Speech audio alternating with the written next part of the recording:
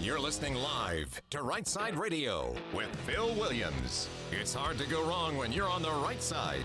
Rightside Radio. Solid, conservative, and just plain right.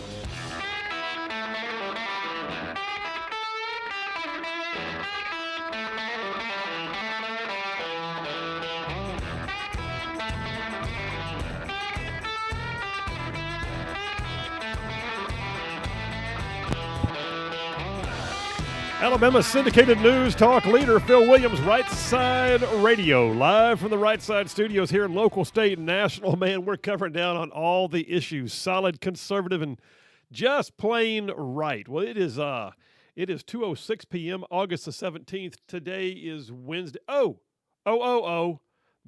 Today's Wednesday, Boomer. Oh, guess what day it is? Guess what day it is? Mike. What day is it, Mike? Listen, guess what today is? It's hump day. Every single time. Oh, wow. All right, it's hump day. It's hump day. You're halfway through the week, folks. You are almost there. You can smell the weekend from here. All right, so yeah, it's a hump day. Thank you, Boomer, for having the camel. You were Johnny on the spot, man. Hey, Boomer's running the board. Good day to you, sir. How are you? Oh, it's awesome. It's not raining. I'm having a great day. All right, good deal. Yes. Good deal. All right, well, listen, we got a full show. Got some good guests coming on. So Boomer, get the triple dipper sound effect ready. You'll want to know this at 3 o'clock. Justin Bogey, who's been on the show several times, he's the fiscal analyst at the Alabama Policy Institute. We're going to talk about inflation and government spending for a bit. No, it's not dry. It impacts our wallets. Anything getting into my wallet deserves some attention. So, yeah, Justin Bogey, Alabama Policy Institute, 3 o'clock. 3:30 is our weekly visit with the Grand Council. We convene the Grand Council. That's my buddies Jeff Poore from FM Talk 106.5 and Dale Jackson from WVNN up in Huntsville. And we sort of go back and forth, pinging each other with questions. We don't know the questions in advance. We just answer them best we can, and sometimes we agree, sometimes we don't, but we always love each other when it's done. But that's the Grand Council with two other conservative commentators. All of that, plus a triple dipper. So, Boomer, hit it. The Triple Dipper. 3 stories you've got to know. The Triple Dipper. 3 stories, 3 themes, if you will. We're going to run today's show on. Number 1, the inflation spending spree. All right, so it's inflation. It's at 40-year highs. It's still not good. Gas prices are dropping some. That's nice. But then again, the Fed just raised the rate, so home buying is a little more difficult. It's still an inflationary economy right now. And the government's spending money like there's no tomorrow. An inflation spending spree, what does that mean for us? How does inflation even happen? We're going to talk about it. Number 1 on the Triple Dipper, inflation spending spree. Number 2, gender benders. That's what I'm calling it. Gender benders. I mean, did you hear about the guy? He's a dude. The guy who wanted to be in the sororities for Rush at University of Alabama this past week. Yeah, bud. I mean, Boomer's giving me the look like, what? Yeah. So yeah, that didn't go well. Not a single one of the sororities chose him, and it's an outrage. It's just awful. It's just bad. Whatever. Anyway, gender benders. But there's also some news about the fact that other governments around the world, Western governments, are rejecting the idea of gender-affirming care, they like to call it, on kids. Well, not in the United States. They're rushing pell-mell towards it. Gender benders, number 2 on the Triple Dipper. And then the last one, if we can get to it, is the Green New Steel. That's what I'm calling it, the Green New Steel. But the Green New Steel is basically this Inflation Reduction Act that is passed. It is crammed full of money to basically underwrite the green energy industries. I mean, basically, it's a gimme. Not only that, it's a gimme to the unions. Oh, my gosh. I mean, you wouldn't believe what all is porked into this bill to make sure that the government has now chosen the winners and the losers. All right, that's going to be the Green New Steel. All right, listen, I'm sitting here right now, by the way, looking up on the big screen here in the Rightside studio, and, you know, the situation with Liz Cheney and all that is just amazing. You got Rudy Giuliani on the other screen being hauled in before a special grand jury about being an election denier. And I'm looking at this and I'm thinking, good gosh. But, you know, here's the deal. Adversity can breed familiarity. All right, there's a phrase for you. Adversity breeds familiarity. What do I mean by that? Well, I was talking to someone the other day who had just retired after 3 decades of military service. He said he missed it, but more than anything, he said he missed the men and women he had served with. And I made the point as we were talking, he and I, that military service, especially in hard training or on deployments, it seems to create relationships that run deeper and last longer and form quicker than most. And he agreed. I believe the same thing, though, could be said of virtually any 2 or more people who find themselves sharing a trial of some kind or a difficult experience or an intense set of actions. Maybe it's a pair of friends or coworkers or survivors or some other shared tough time. Adversity, when you go through a tough time together, adversity has a way of breeding familiarity. But there's another form of familiarity that can stem from adversity. It's the familiarity that can cause you to actually see the real person, when you can look underneath the top layer and see who's really there. The one that you perceive to be one way, but the adversity brought out their true selves. Now, sometimes that can actually be a good thing. I mean, how many times have we heard about heroes who were considered the least among their peers who rose to the occasion and became the reason why a fight was won? I've known some of them. We had one salty older gentleman in my neighborhood who was all of 120 pounds soaking wet when he tried to enlist in the Army the first time. He was rejected, but he came back multiple times, and the Army finally took him. He was awarded the Congressional Medal of Honor for his extreme actions under fire in Korea. He later became one of the original Green Berets. He even founded the U.S. Army Special Warfare Center. He retired as a full colonel, and aside from the Medal of Honor, he also wore on his uniform a Silver Star, 5 Bronze Stars, and multiple Purple Hearts, the Special Forces and Ranger Tabs, and more. To this day, the U.S. Army Combat Diver School is named after him. It's Colonel Ola Lee Mize, my neighbor, somebody who was instrumental in several things that I appreciated in my life. The guy was rejected for being too small, but he showed who he was under adversity. We learned what kind of man he was when he was tested. In an entirely different kind of way, I learned about my own paternal grandfather when things got hard. See, I grew up spending time running barefoot with my cousins at my granny and granddaddy's house. Granny was the one who always had a fresh Mississippi mud cake and candy in the kitchen drawer. Granddaddy was a steel worker in the mills and very old school. He was hard for me to know as a kid. He was stoic, he was quiet, he was hardworking. He put on his hard hat and left for work every day at 5 a.m. His evenings were quiet, having a cup of coffee and a cigarette out on the glider on the front porch. I'll be honest, I knew him, but I didn't really know him. And then he had a stroke. It left him generally intact, and he had his faculties, but his speech was gone. But that's when I really got to know him. I watched him carry himself still with dignity. And I swear he could make a joke just with his eyes.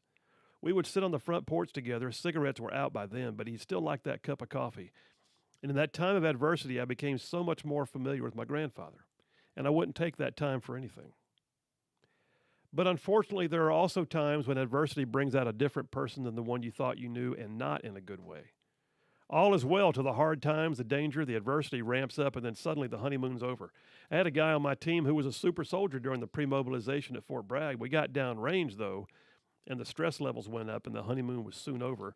I relieved him of his duties within 90 days inside the combat zone. It's unfortunate, but sometimes adversity breeds a familiarity that can be downright disappointing. So here's where I switch gears. You know, a lot of times I make a point to get to my point. Political adversity can bring out the worst in some folks as well. Political adversity. Just this past weekend, the Alabama Republican Party passed what they call the sore loser rule. Currently, there's 2 candidates that I know of right now, one of which is Dean Odle, who ran unsuccessfully for governor, who, having lost the primary, have now chosen to believe they should not take that as the final word in their running write-in campaigns. The state Republican Party's new rule would deny them future ballot access as a qualified Republican candidate for the next 6 years because of their efforts to dissuade the voters to vote for the winning candidate. I get it. It's a sore loser rule. They lost, but they blamed the voters for getting it wrong. Adversity in politics brought out a grudge mentality. But the real political familiarity that I could do without is watching from afar as Congresswoman Liz Cheney just self-immolates, just sets herself on fire, man. It's a political tantrum like anything I've ever seen. During the early stages of her career, I actually admired her work, her quick rise to House GOP leadership, the no-nonsense way she had of addressing things. And then she went down the never-Trump rabbit hole and got lost in some kind of wonderland. Cheney has become the embodiment of political bitterness and know-it-all. The voters don't know what they're doing. She knows best. Why won't they all listen? She knows things.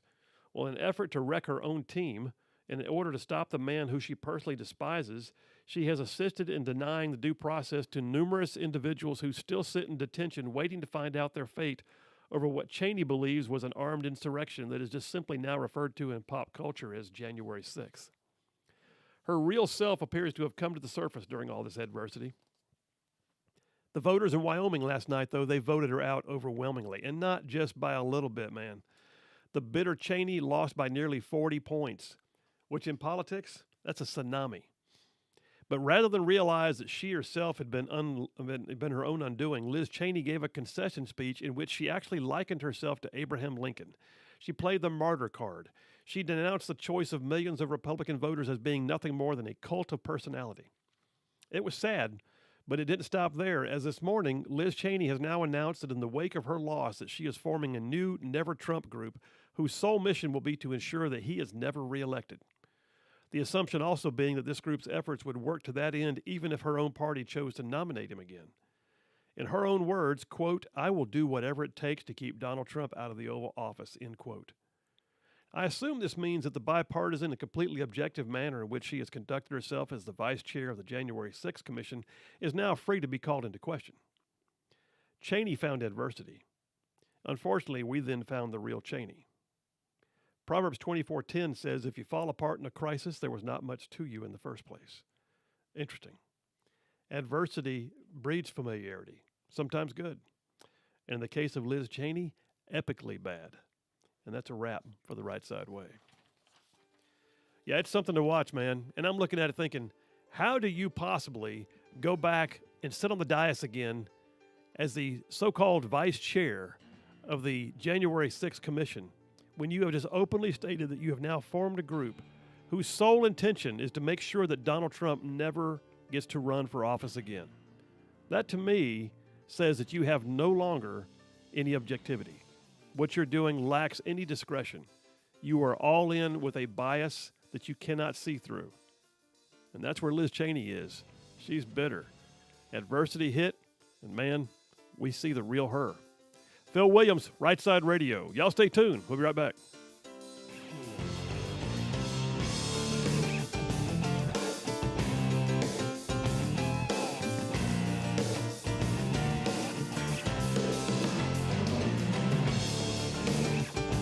Let's face it, 1819 News is here.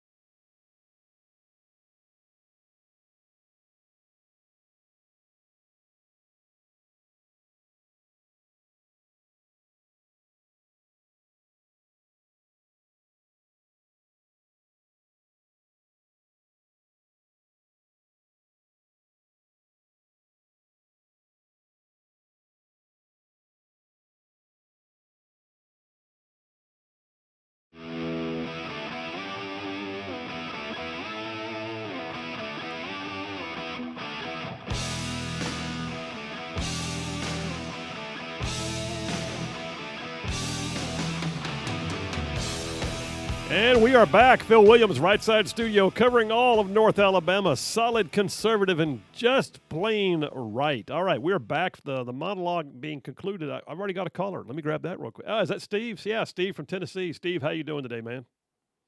Hey, Phil, I'm doing good, man. You nailed it with that. And I just wanted to say, years ago I got something in a fortune cookie that applies here, and it said, minimize expectations to avoid disappointments. And I carried that with me forever, and I carry it with me in my heart. And Liz Cheney, I think her expectations were that she was going to be some heavy hitter in a Bush, a Jeb Bush White House, or maybe even a running mate. Yeah. And Trump knocked all those props out from under her on that and doesn't kiss the signet or anything else. And I don't think she can handle it. And as far as her bias, man, she's been biased from the get-go, and I think that's the root of it right there. I think it so absolutely for what is. it's worth, there you go. I think her lust for power and politics is way deep, and she can't get over it. So maybe this election will help her get over it, if you know what I mean. I do. All right. And she called. Hey, Steve, is he gone? Is he gone? He's gone. I'm here. Oh, I'm still here. hey, listen, she talks about it being the cult of personality. I would say that her problem is more her than it is for Trump. Just Trump brought it out. What do you think?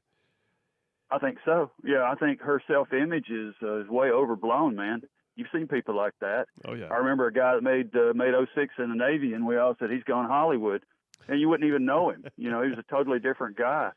So, you got to remember what side of the bed you get up on and where you put your pants on and where you grew up, and I think she's forgotten all that. So there you go. Hey, Steve, great call, man. You have a good day, bud.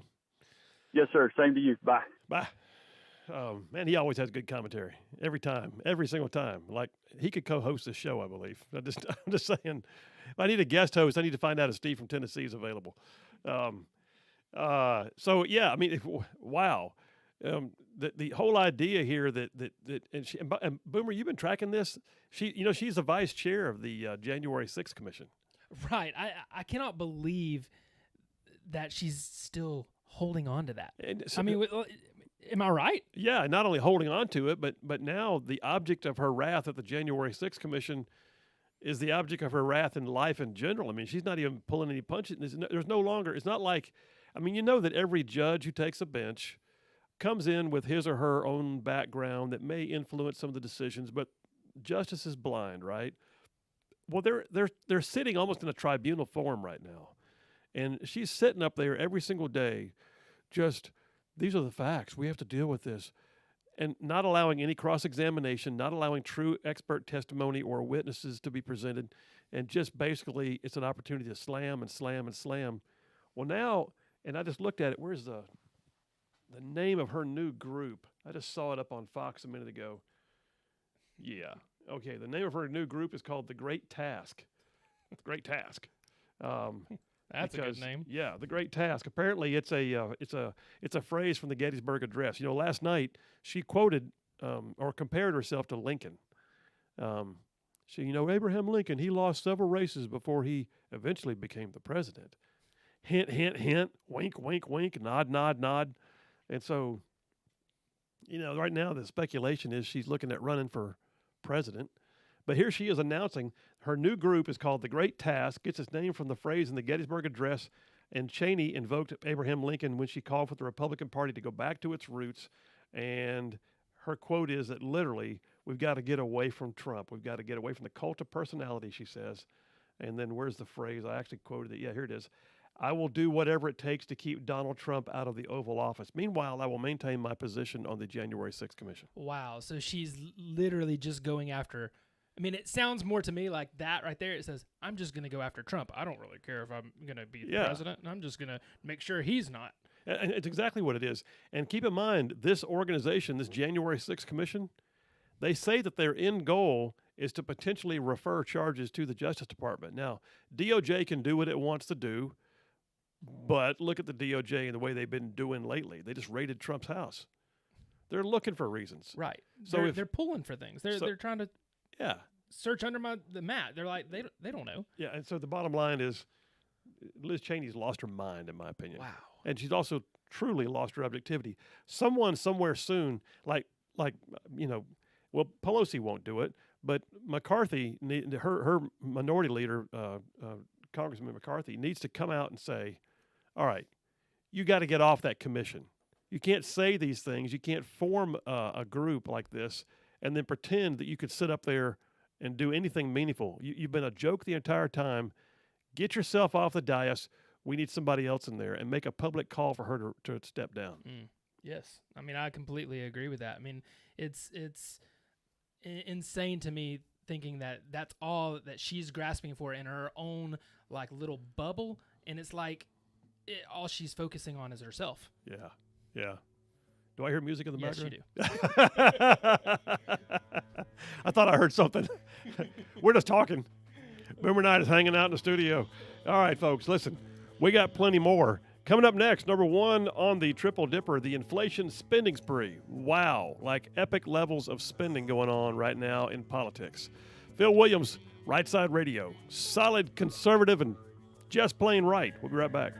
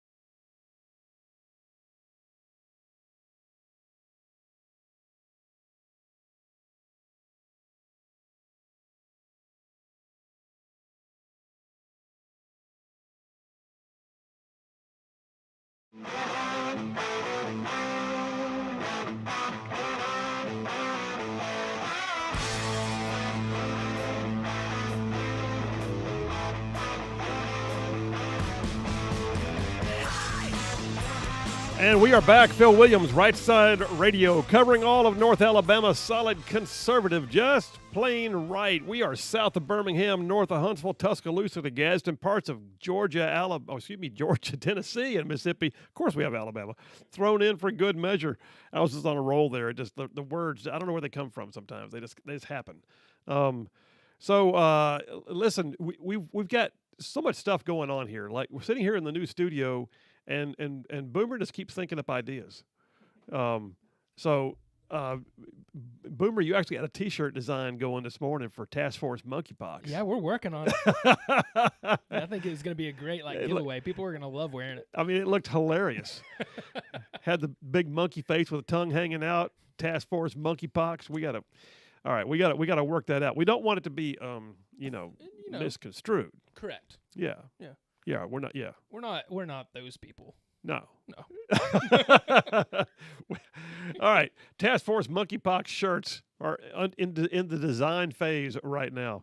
The other thing Boomer's working on was a texting deal, so we're looking at that. I'm intrigued by this, Boomer. Intrigued. Yeah, we're working on it just to see.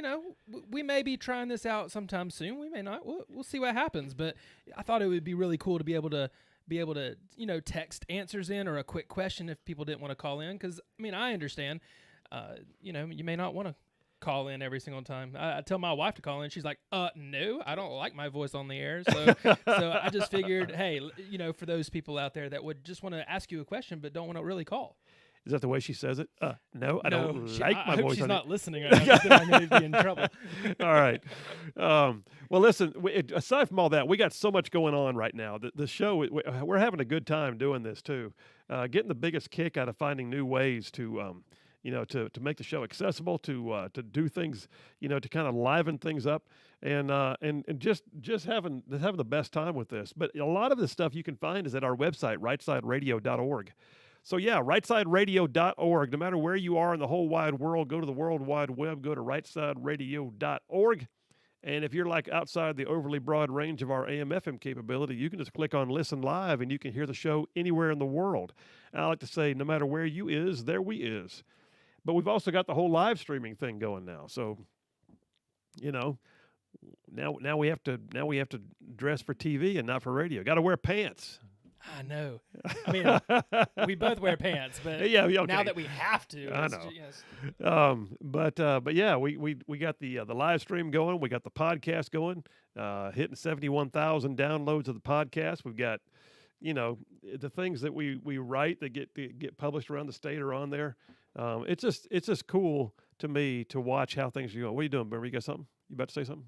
No, you were right. I was about to call you out because I thought you were wrong, but you were completely right. Well, I'm just plain right. You That's know that. Exactly right. All right. All right, do some push-ups. All right, here we go. All right, listen, number one on the Triple Dipper, the inflation spending spree. All right, so first of all, we are still in a recession economy. I don't care what the Biden administration says. The reality is when you have 2 consecutive quarters of downward trends, you have always seen that declared to be a recession. All right. Now, the Biden wants you to, no, that's not the way it works. No. Inflation is now 0 and we're not in a recession, and please. But the bottom line is inflation is it's a gradual increase in the prices of goods and services throughout the economy, and you don't want it. It means everything costs more. Well, inflation has spun out of control here lately. 9.1% inflation in just the last 12 months. That's huge. That's a 40-year high. We haven't seen this in a generation just about. So here's the bottom line. How do we get there? What are the causes? And just to break it down for a minute before I start getting into the other aspects of this part of the Triple Dipper, the bottom line is, over time, inflation basically means that $1 is worth less than what it used to be. Here's one study. Got a thing that came off Forbes. It's basically a discussion of inflationary causes. One of the things it does say right now is that, and this probably when this article came out in July 27th, so just a few weeks ago. Says just in the last says 2012, 10 years ago, if you earned $3,000 a month to maintain the same level of buying power in today's economy, you would need to make $3,800 a month. That's where we are. That's a significant increase. That's almost what, a 25% increase. So that's significant. Well, so different kinds of inflation. All right. And by the way, I'm not an economist. I didn't stay at a Holiday Inn Express last night. I just do what I can to try and prepare the show. I learn sometimes while I'm doing it. One of the first means of creating inflation, they call it demand pull. Demand pull is basically when goods and services are out there and there's an increased demand for goods and services, but there's not enough increase in the supply. So you've got more people wanting what there is less of. In the short term, businesses can't scale up quick enough to meet the demand. And when that happens, very often prices go up. All right, so sometimes its prices go up in order to stem the tide. Sometimes its prices go up because they recognize they can make a buck because you'll pay it. Other times it's because they've got a competitive market and they've got to stay on track with their competitors. But the bottom line is demand pull inflation, they call it, is when there's a greater demand and it pulls inflation up because you cannot keep up the goods and services. The other one's called cost push inflation. Cost push inflation is basically just that there's an increase in demand that drives up prices, but there's also an increase in production costs for the businesses themselves. And so since they have to spend more to make the widget, they have to pass that or push that along, that price increase along to the consumer.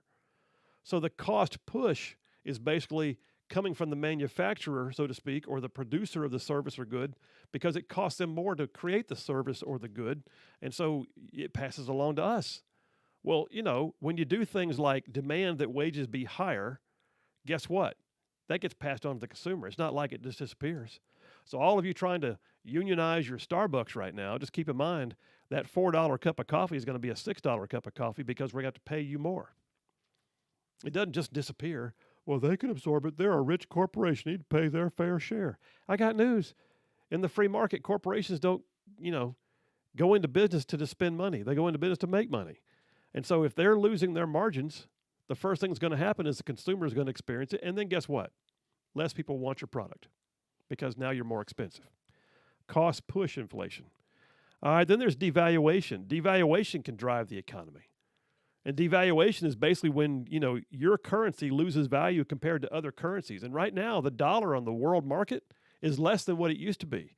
The buying power of the dollar has been, dropping. And that's also why China and Russia have both made overtones in recent, the last couple of years to try and supplant the dollar as the currency of choice internationally. It makes imports more expensive and leads to inflation. Then there's rising wages, which I kind of touched on a minute ago. So rising wages are a thing, man. And I was just listening this morning. I mentioned the Starbucks unionization. Just this morning, I was listening to, I think it was the David Webb show on Sirius XM Patriot. And was that a complete ad? I just did an ad. Anyway, I was listening to that as I was driving into the office. And they were talking about this very thing, about the fact that right now, how hard is it to be a barista, by the way? You have to unionize? By the way, let me just run a quick rabbit trail here. Barista is not a career path. All right? Barista is a job you take while you're in college between classes. Barista is a job you do on the side. Or maybe barista is a job. There are very few I would call careerist baristas. All right? Just saying. I would not be a bit surprised to find out there actually is some liberal university that ran a curriculum in which you could get a degree in baristaing, but I doubt it. All said and done, unionization of the baristas at Starbucks are going to make Starbucks coffees even more expensive. It happens everywhere, though. And here's the other piece. It also drives down the economy. When the employer realizes he now has to pay the employees even more, and it doesn't match the margins by which the employer can run the business, the employer will choose to downgrade. The employer would do things like, oh, I don't know, how about put up the electronic kiosk at McDonald's so they have to hire fewer people? How about not opening that third franchise? How about limiting shifts or cutting back on hours so they don't have to staff it as much? This is the kind of thing that happens when wages get out of balance. So, is there a call for minimum wage increase? Certainly. Are there times when you wish they could get paid more? Certainly. But the reality is it still has to balance. I still remember back in the day when I was in the legislature, we had a situation where Jefferson County was going to raise its minimum wage just in Jefferson County, or was it City of Birmingham, one of the two, to $15 an hour. They were going to be the solo place within the entire state of Alabama. We had to take action because while I do believe in home rule, there are also times when madness happens and it creates a patchwork quilt. And so if businesses recognize, you know what the Metro Birmingham area is. If suddenly the McDonald's, which is barely inside the city limits, had to pay $15 an hour, but they could hire people cheaper right across the line in Hoover, Homewood, Mountain Brook, wherever, at $9, $10 an hour, why would they open the new franchise? Why would they keep it open?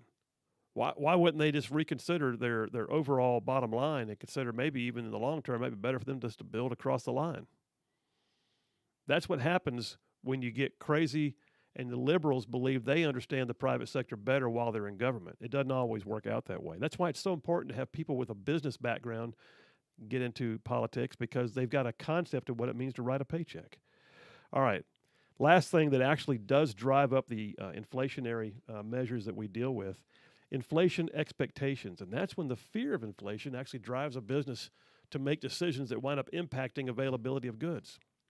I saw this most recently. I was talking to somebody about doing something, and they said, yeah, you know what? I got to hold off on that, man. We got to see where recession's going. And this is a franchise. This is a big corporation that I did not expect to hear that from. And they said they're putting everything on hold right now until they see where the economy's headed in the next 6 months. That's inflation expectations. What that does, though, that fear of inflation, that actually prevents them from producing more or ramping up production because they're not sure what's going to happen. And then they wind up limiting, and next thing you know, they're also scaling back on staffing because inflation expectations can also cause inflation to continue going up. All right, demand pull inflation, cost push inflation, devaluation, rising wages, inflation expectations, but here's another big one. And here's where we're going to head in a few minutes. Government spending. When the government decides to spend wantonly and flood the market with cash and underwrite private industry over the backs of other private industry, and it decides to send people money, just to send them money, just so they can have more money. Next thing you know, buying power has gone up, but goods and services are not meeting demand, and you have inflation. And right now, we're looking at a administration who is working with its cohorts in Congress, and the Democrats have spent $3.8 trillion in new spending in their first 2 years. $3.8 trillion so far in their first 2 years. And I'm telling you, you wonder why inflation's at 9.1%? That may have something to do with it.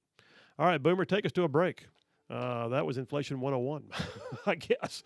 But take us to a break, brother. We'll do that. We'll come right back. I'm going to continue this topic, and then at the top of the hour, you're going to want to hear my buddy Justin Bogey is the senior analyst for fiscal policy at the Alabama Policy Institute. He used to work at the Heritage Foundation. He wrote a piece recently about state and federal governments and their spendings and what it's doing to the economy. Phil Williams, Rightside Radio. Y'all stay tuned. We'll be right back.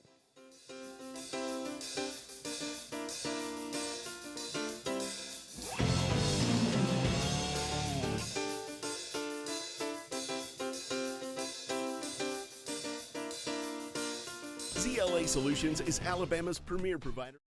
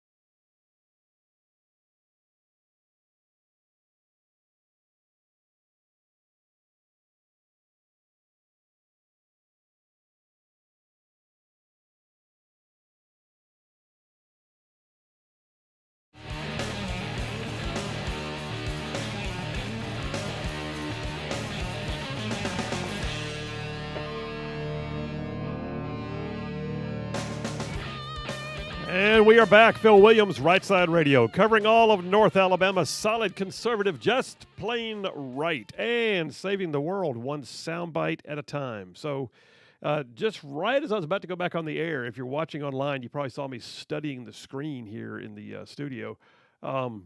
Just saw a guy. There's a guy named Derek Van Orden that I follow on Twitter. He's a House candidate in Wisconsin. Phil, why are you following a House candidate? I don't know. I saw something he wrote one time, and I thought, huh. So yeah, he's a former Navy SEAL running for Congress, but he put out something just now, and I'm just going with it. I mean, I can't say that I've vetted this, but what we got here is he says, here's how much prices have increased over the past year for certain household goods and services according to the Labor Department. All right, gas up 44%, airline fares up 27.7%, electricity average increase 15.2%.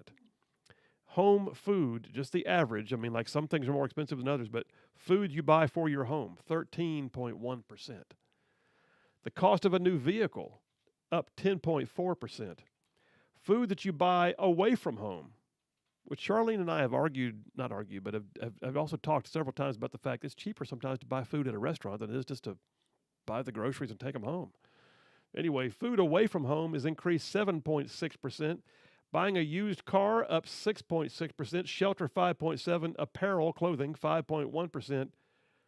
The lowest increase, beer. Beer 4.6%. I cannot explain that, except to say they would lose the majority of their market if it increased much more, I'm sure. But yeah, beer up 4.6%. I mean, anyway, no matter how you cut it, it ain't been good.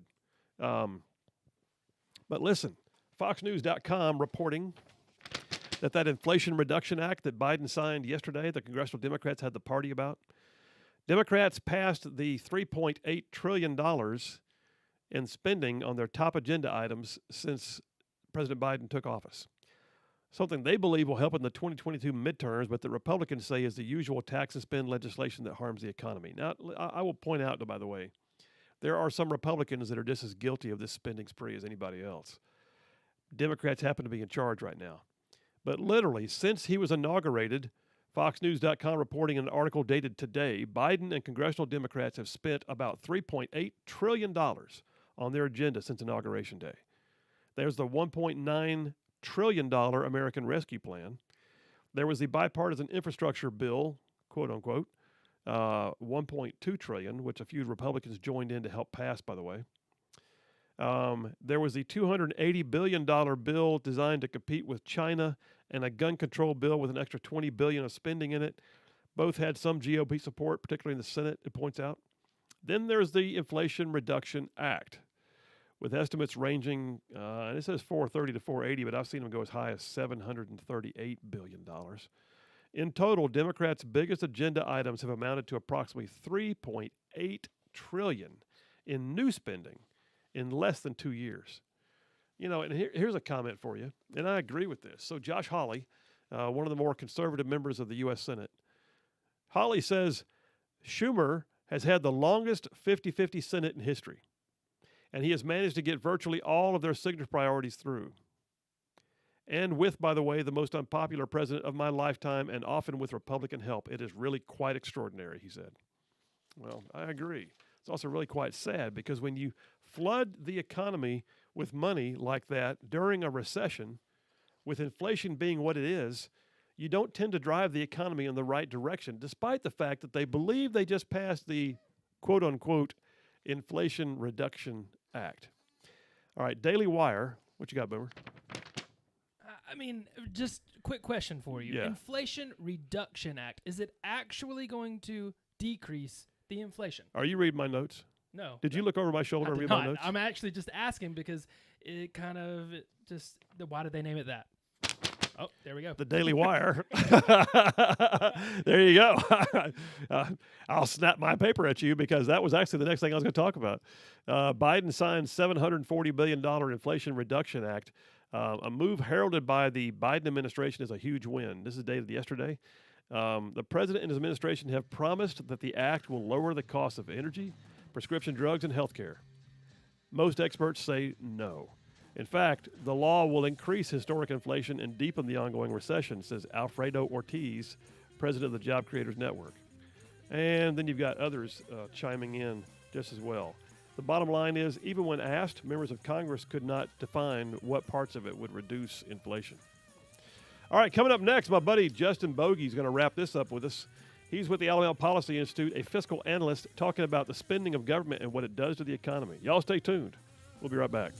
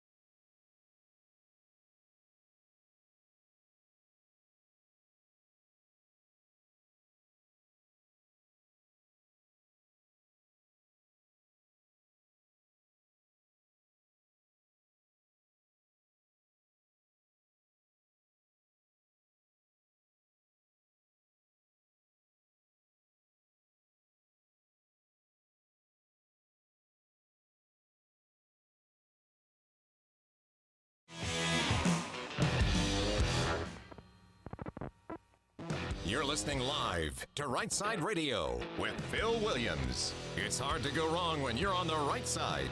Rightside Radio. Solid, conservative, and just plain right.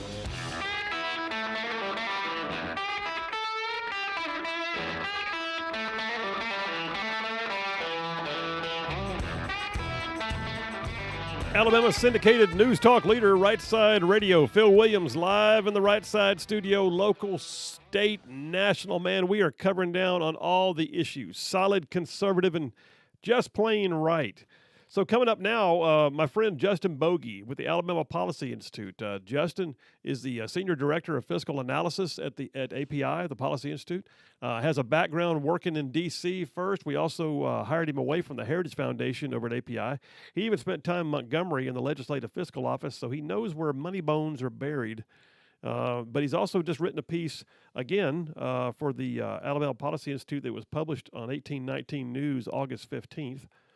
Called Justin Bogey Says the Truth Behind Inflation and the Impending Recession. I thought it'd be worthy to have him on. So without any further ado, Justin Bogey, how you doing today, man? Hey, Phil, doing well. It's good to be with you again. Yeah, man. Thank you so much for spending some time with us. So Justin, I just kind of did like a Inflation 101 segment before you came on the air. I talked about the various different inflationary measures, things that can actually push or pull inflation numbers. And one of the dynamics, though, is government spending. And we just recently saw yesterday, actually, the president signed the quote-unquote Inflation Reduction Act. But I know he's chuckling. But both federal and state government are spending at epic levels right now. Your thoughts on that with inflation? Right. Yeah. This problem, there's a lot of factors. It's not simple what caused inflation, what's leading us towards a recession. It's a lot of things, but spending is definitely a big part of that. The federal government went from spending about $4 trillion a year, which is an unimaginable sum of money before COVID, to upping it to about $7 trillion in 2021. So you're talking about so much more money going back into the economy and really ramping things up. And then here at the state level, spending's increased by about 36% in 3 years. We're over $10 billion in state spending now. It's going to be even more than that, next year probably with supplemental appropriations and those kind of things. So you just have this tremendous amount of money going into the economy. And then on the other side of that, you had interest rates for 2 years near zero, which meant people could go out and borrow more money. Businesses could borrow money very easily, basically for free. And all of those factors just combined, it made so much money chasing supply chain issues and limited goods. And that's what really ramped up inflation and is leading us towards this recession. Well, and I look at it too, and at the very least, I will say this: our state constitution here in Alabama does require them to balance the budget. But you point out in your article that what we're on is a currently unsustainable track. We can't continue the epic levels of spending we're seeing right now without expecting that soon enough we're going to have to see a budget reduction in order to actually be balanced. Right, that's possible. And you remember when you came in, I believe back in 2010. The state budget was in a very different situation than it's in now. Y'all actually cut spending or looked at ways to reduce spending and really shore up our savings accounts and put us on a better path. And it seems like the last 3 or 4 years, all of that hard work that y'all did a decade ago has basically gone out the window, and we're just continuing to spend more and more money this year. And you're right, Alabama is supposed to have a balanced budget, and in terms of spending, we do, but the last year the state took in $1.5 billion in extra revenue. Through the end of July, they were about $1.5 billion ahead of that number, actually. So in terms of revenue and actual budgeted spending, we're at an imbalance right now. And, our take as a way to help inflation and to help the people of the state, the job creators of the state, would be to find ways to take less taxes and really truly balance the budget, get revenues back in line with spending, and slow down the growth of government. Well, so, what proposals, if you had a magic wand right now and you could say, okay, here's step one, step two, what practical things do you think could be done? Let's talk state first. What practical things do you think could be done to curb the level of spending that has an impact upon inflation? Yeah, so right now, I think the easiest thing to do politically and practically is just to freeze spending where it is, to freeze it at the 2023 enacted levels. They're not going to go back and reduce those, but to just stop this constant growth of government. And then the other side of that coin, use these surpluses that we've been I looked at it yesterday, and I think over the last 4 years, the average surplus has been over $1 billion combined between the two budgets. So instead of putting that money back in the government and increasing spending, use that money to provide tax relief to citizens, and let them decide what they want to do with what is essentially their money, their taxpayer dollars. They can use that money for savings, for investment, to grow businesses, to build, expand their already operating businesses in Alabama, expand those businesses.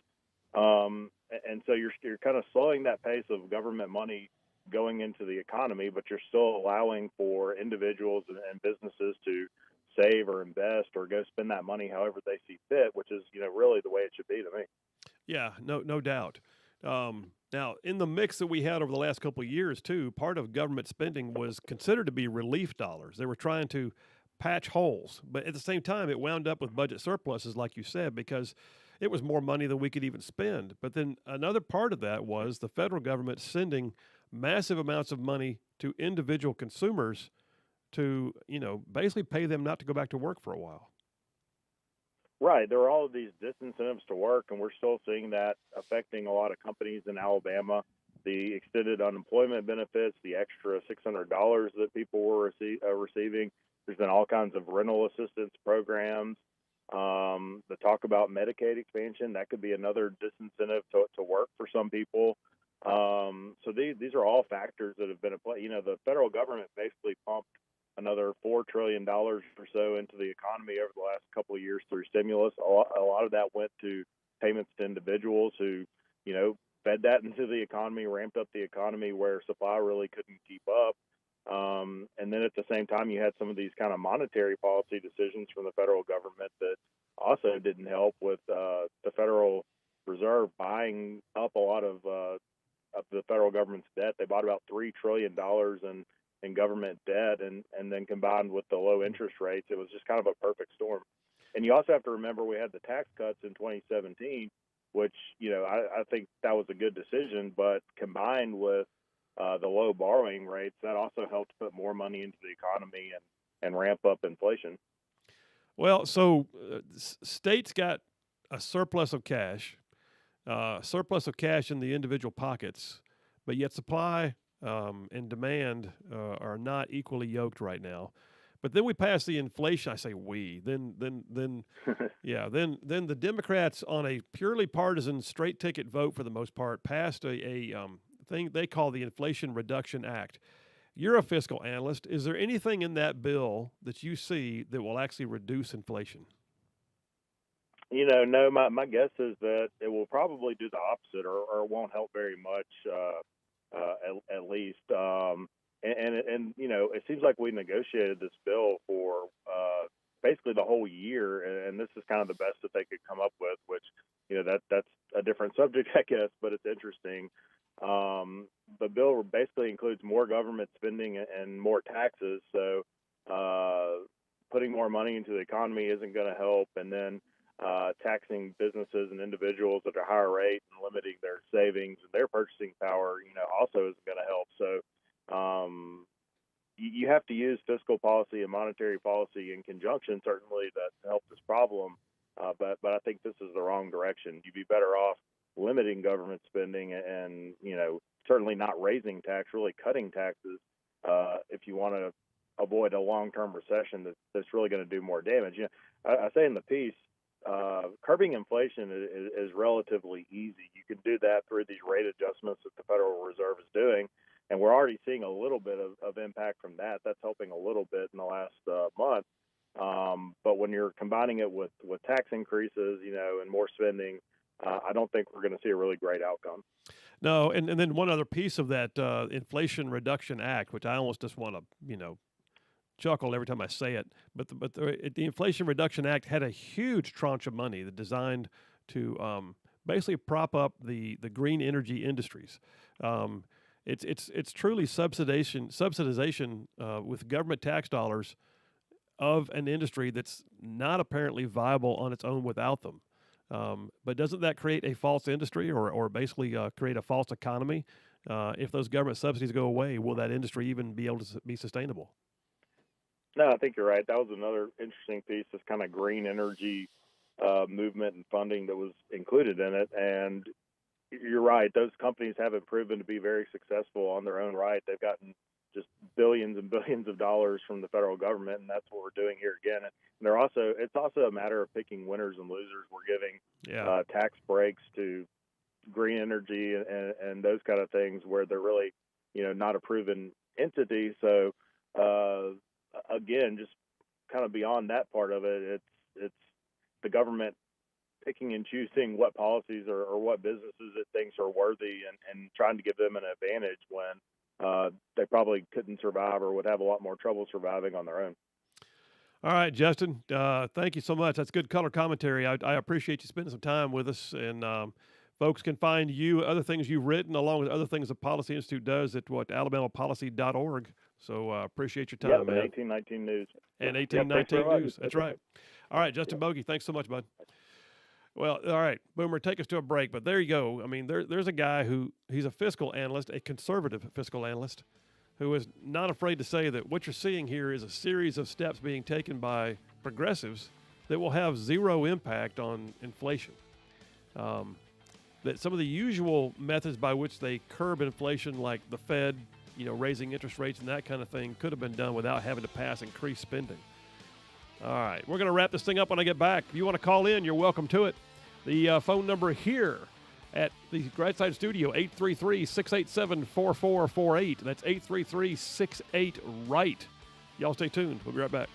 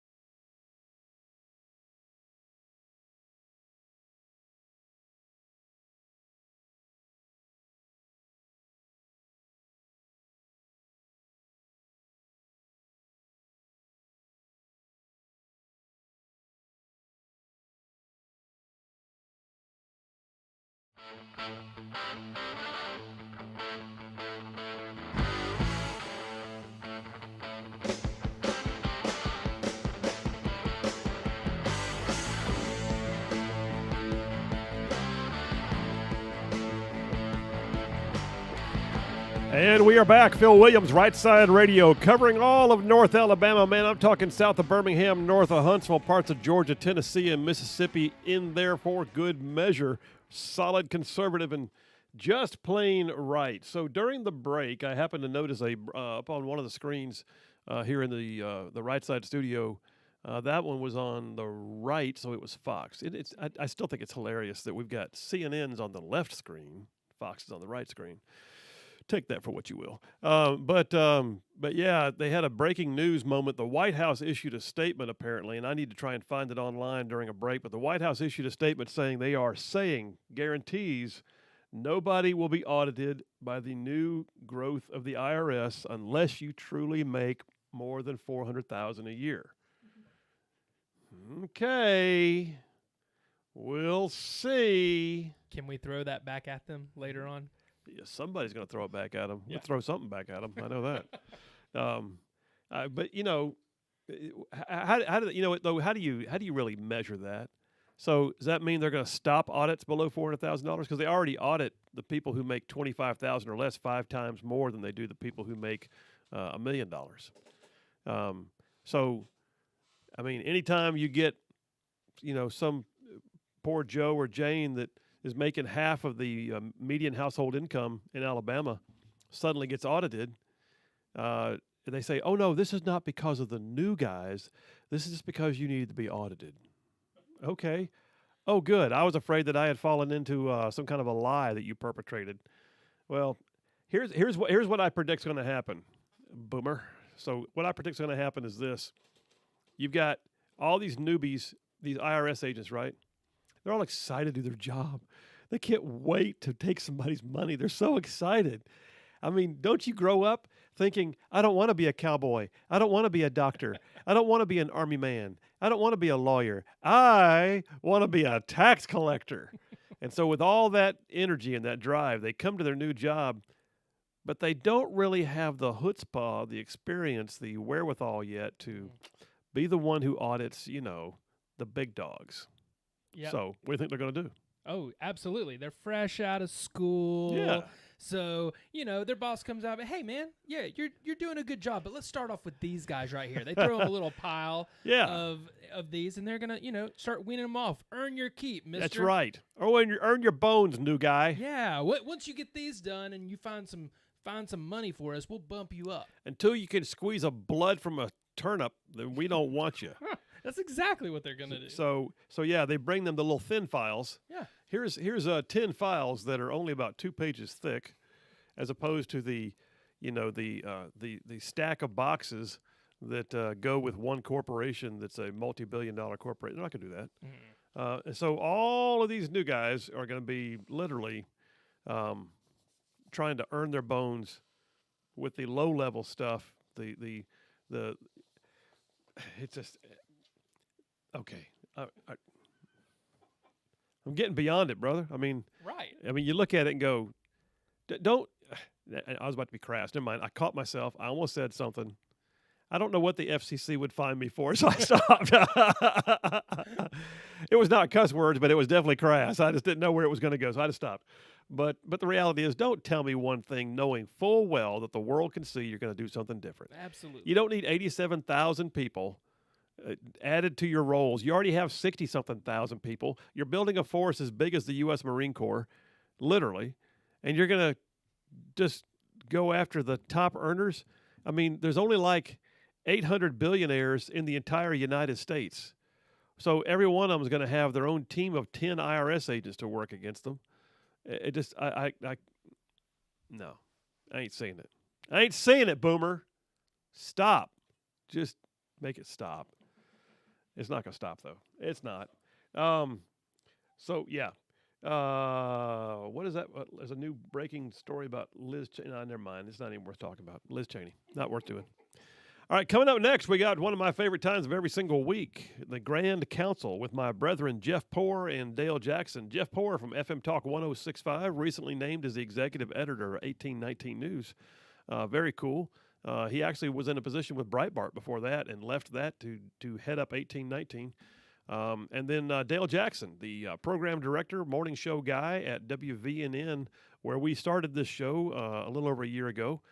We join together once a week on Wednesdays for a thing we call the Grand Council, where we ping each other with questions and see how we do.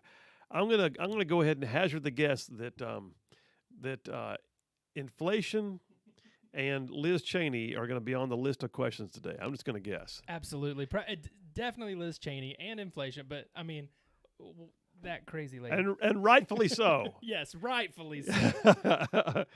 Rightfully right side so. All right. Listen, that's coming. And I look forward to hear what they have to say. But yeah, it's great to get together with guys who've been doing it longer than I have on the radio. And we see where we kind of compare answers. It's funny. Every once in a while, my back gets a little straighter. Every once in a while, we disagree, but it's always good. Phil Williams, Rightside Radio, coming back at you with the Grand Council. You stay tuned. We'll be right back.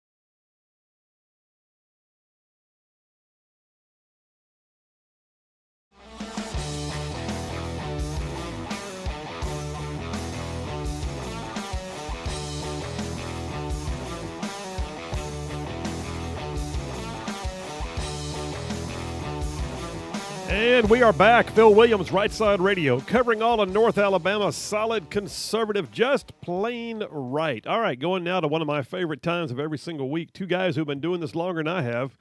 Jeff Poor from FM Talk 106.5 down on the coastal regions of our state, who has also just recently been named the executive editor at 1819 News. Jeff Poor, are you with us, brother? I am present. You are, loud and clear, man. All right, and then also Dale Jackson from WVNN, the program director / morning show guy up there in Huntsville. Are you with us, Dale Jackson? What? There you are. Stand at ease. Stand at ease. All right. I pronounce a quorum, so that means we got to play the sound. Assemble the Grand Council. Ta-da! Ta-da-da-da! All right, all right. Here you are. Grand Council convened. You know the rules, fellas. We ask each other questions. We see how we do on the answers. We run the rounds, 2 questions each. Don't always agree, but we always love each other when it's done. So first question, I'll just swing it to Dale Jackson first.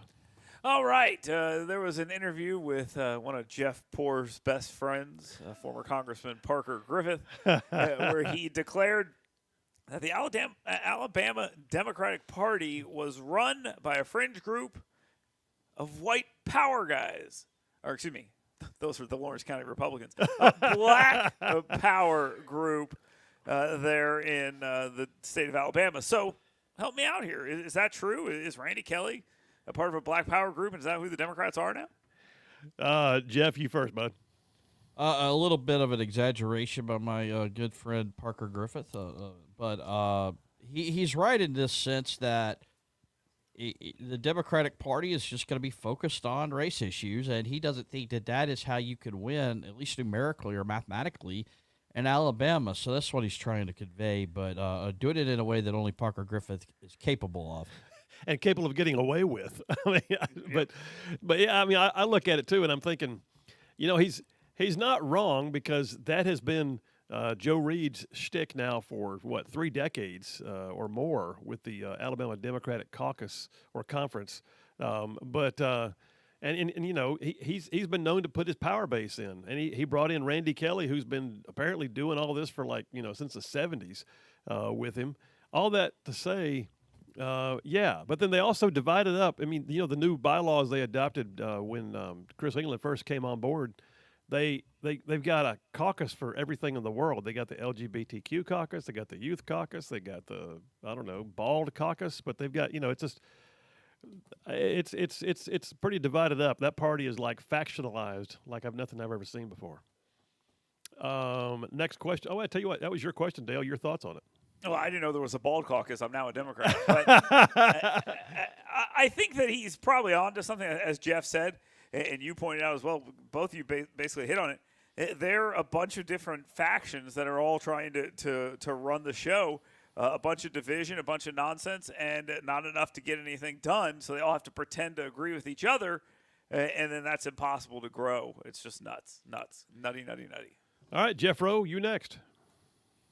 Taking it to state-level politics here, Alabama Daily News this morning, our good friend Todd Stacy, with a piece out about how much more do we need to do with economic development? So there is the Jobs Act. I'm sure you're familiar with it, yeah. and it's a pot of money or a way for them to incentivize businesses locating here in Alabama, and they want to take the cap off of how much money they can put toward it, and Greg Canfield is leading the charge. I just wonder at what point are we going to pump the brakes on this? Like shouldn't Alabama be competitive in the same way that Texas and Florida are competitive, the same way that Tennessee is competitive? But this kind of gimmicky thing they're doing, I don't think is supposed to be long term. Yeah, I mean, I'll jump on that one first because we passed some of that stuff while I was there. In fact, I carried some of those bills. But we had some provisions, first of all, locked in that had never been there before. Like they weren't there in the Mercedes days. Like clawbacks. Like if you don't meet certain milestones, you will pay back the state. These things have to be reduced to an actual written contract. You know, things like that. But the reality is, there's got to be a cap on it because if you get too carried away, you're just throwing money.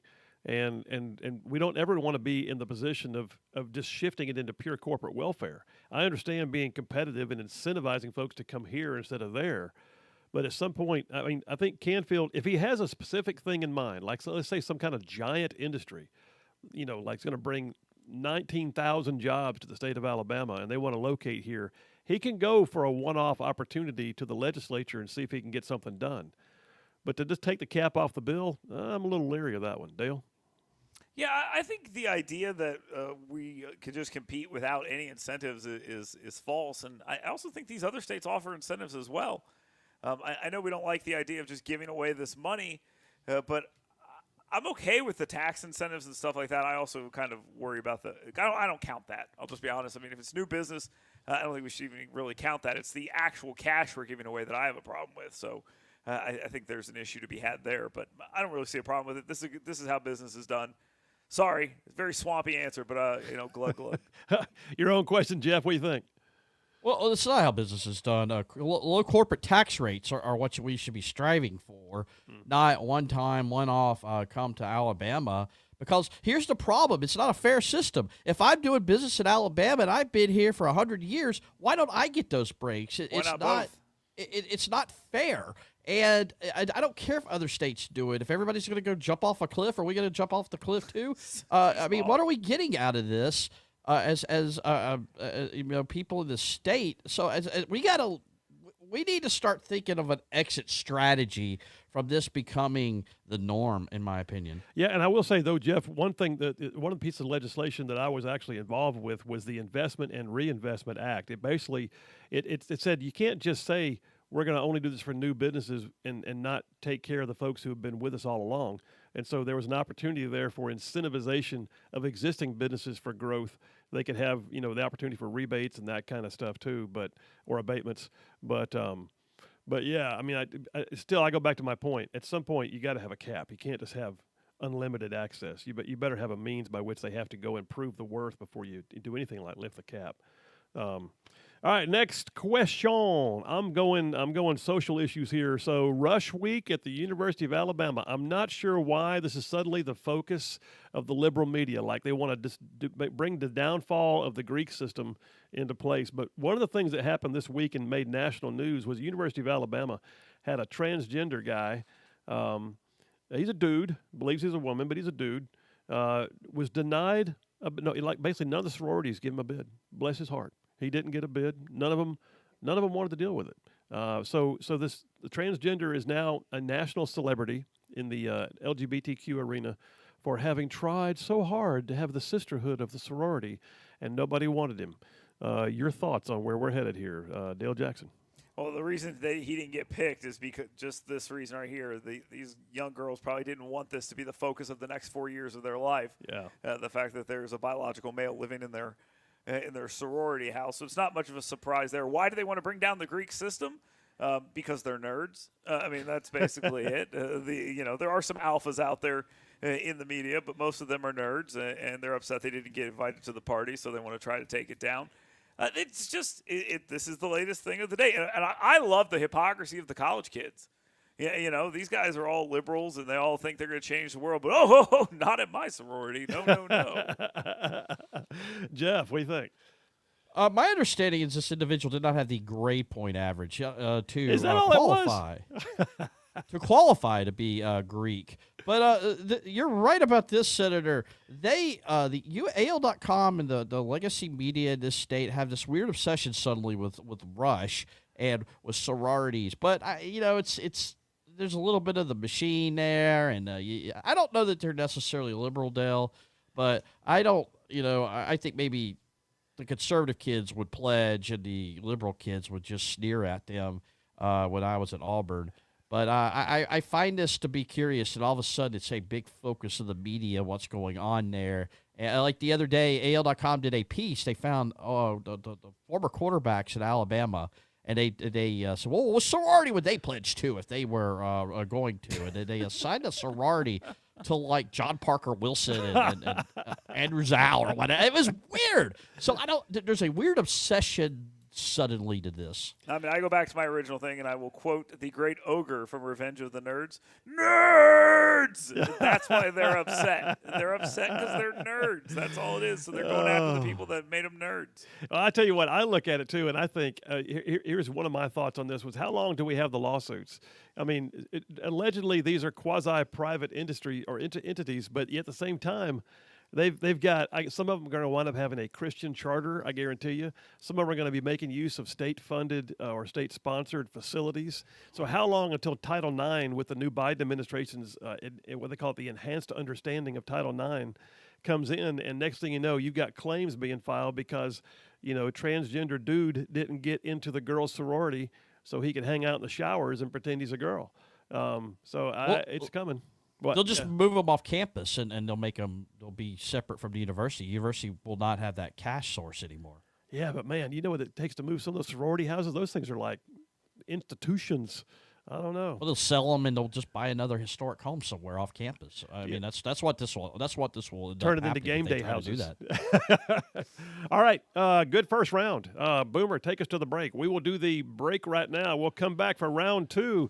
The Grand Council, FM Talk 106.5 and 1819 News Executive Editor Jeff Poor, and WVNN Program Director Morning Show Guy Dale Jackson, and little old me right here on Rightside Radio. Y'all stay tuned. We'll be right back.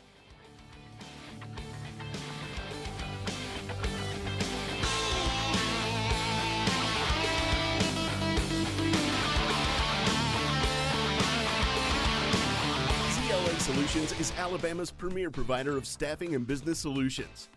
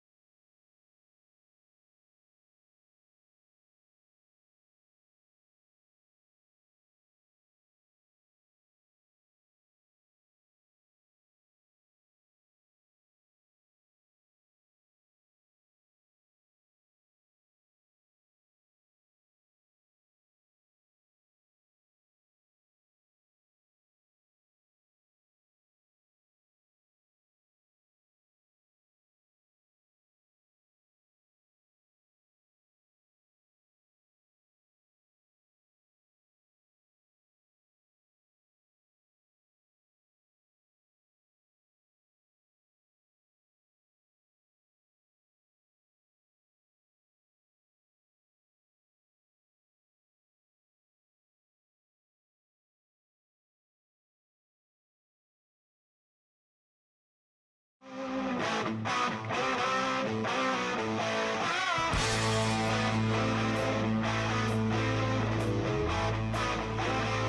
right, we are back. Phil Williams, Rightside Radio, covering all of North Alabama. We are down south of Birmingham, north of Huntsville, Tuscaloosa to Gadsden, with parts of Georgia, Tennessee, and Mississippi thrown in just for good measure. We are back right now with my friends Jeff Poor from FM Talk 106.5 and 1819 News, and our own Dale Jackson from WVNN, Program Director, Morning Show guy. We call it the Grand Council. And we're back to round two, fellers. So I'm heading over to Dale. You're first on round two. Laura Ingraham, Fox News, on a podcast, not on her show, on television, on a podcast, said that there's some exhaustion with Trump and we need Trump policies, but maybe with a new face. I always think Ron DeSantis, basically Donald Trump in a better suit and with a bigger brain, but it doesn't necessarily work out for a lot of the audience. Not very happy to hear that kind of stuff. Eric Bolling of Newsmax attacking her for that. Is she right, though? Or are there a lot of people who are just exhausted by this? And maybe it'd be better if we had maybe someone with the similar ideas, but a different face. Well, first of all, Dale, congratulations on not muting yourself for this entry into the second. I'm a pro. Yeah, I'll be honest with you. I think part of that exhaustion, though, is because of the incessant level of attacks and the constant barrage from the media about anything never Trump. And it wears on the American psyche. I mean, people get sick of it. They want to rock on and see the policies. And I have no doubt that while he's a bombastic personality, he does send out mean tweets. He is known to not always back his people unless they toe the line, you know. And I get tired of some of that too.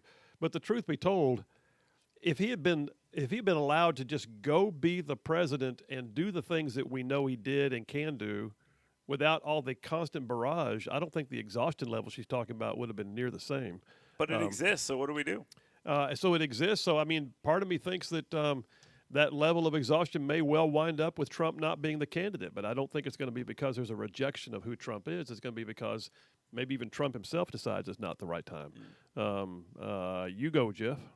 Yeah, so I think a lot of people are getting wary of Trump because... But they can't say it, right? Laura Ingraham can't go on her Fox show and say that, even though it's out of the bag now. But here's the problem. These people probably should just get on board anyway, because if Donald Trump wants to be the nominee, he's going to be the nominee. DeSantis can't beat him. And it's kind of a moot discussion, I feel like. I think it's the future of the party is rested in Donald Trump's hands, and he is, by virtue of being the former president, going to get to make that call. Your own question, Dale. No, I think that's right. Donald Trump decides. If he decides he's running, all the legit players say, no thanks, and Liz Cheney goes, I'll stop him, and then she gets stomped. But, yeah, he is the guy who gets to decide. All right, Jeff Rowe, you next. Let's talk about crap, I forgot. Let's do... Maybe you should have muted yourself. Which I actually had like two really good topics, but I lost my sheet of paper. Well, anyway. How about this? This is what I want to talk about. The odds that the Libertarian candidate could make it close between the Libertarian and the Democrat candidate in the gubernatorial race. And I say, I'm going to pose it this way. Kay Ivey's going to win that race without a question. It's not going to be close. Yeah. There are enough Republican voters that would not vote for Ivey and cast a vote for Jimmy Blake as a protest vote. And you have a very weak, I feel like, very weak Democrat candidate. Some Democrats may just vote for Ivey. I know we got straight tickets, so it's going to make it tough. But is there a chance here for Libertarians to have a good showing at the top of the ballot? I think there's a better chance for Dean Odle as a write-in candidate than there is for a Libertarian on the ballot itself. People look at that, and most of them will probably say, what's a Libertarian? And I get that. And then the other part is they'll look at it and go, it's new. I'm not sure I want to deal with that. I don't know what that is or who that is because I've not seen a single commercial because they don't have any money in their party. So I anticipate the Libertarian candidate is going to be a dud, and you'd be more likely to see a write-in campaign from a Republican do better. But, Dale, your thoughts?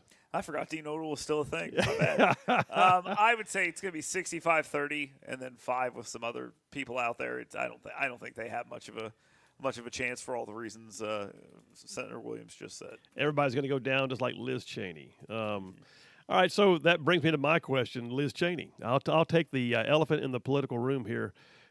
She plans to ensure, in her own words, literally, the quote this morning was, she will do all that she can with her new organization she just stood up. The new organization is called The Great Task, and it's a never Trump organization. In her words, it's to, quote, ensure that Trump never gets back in the Oval Office.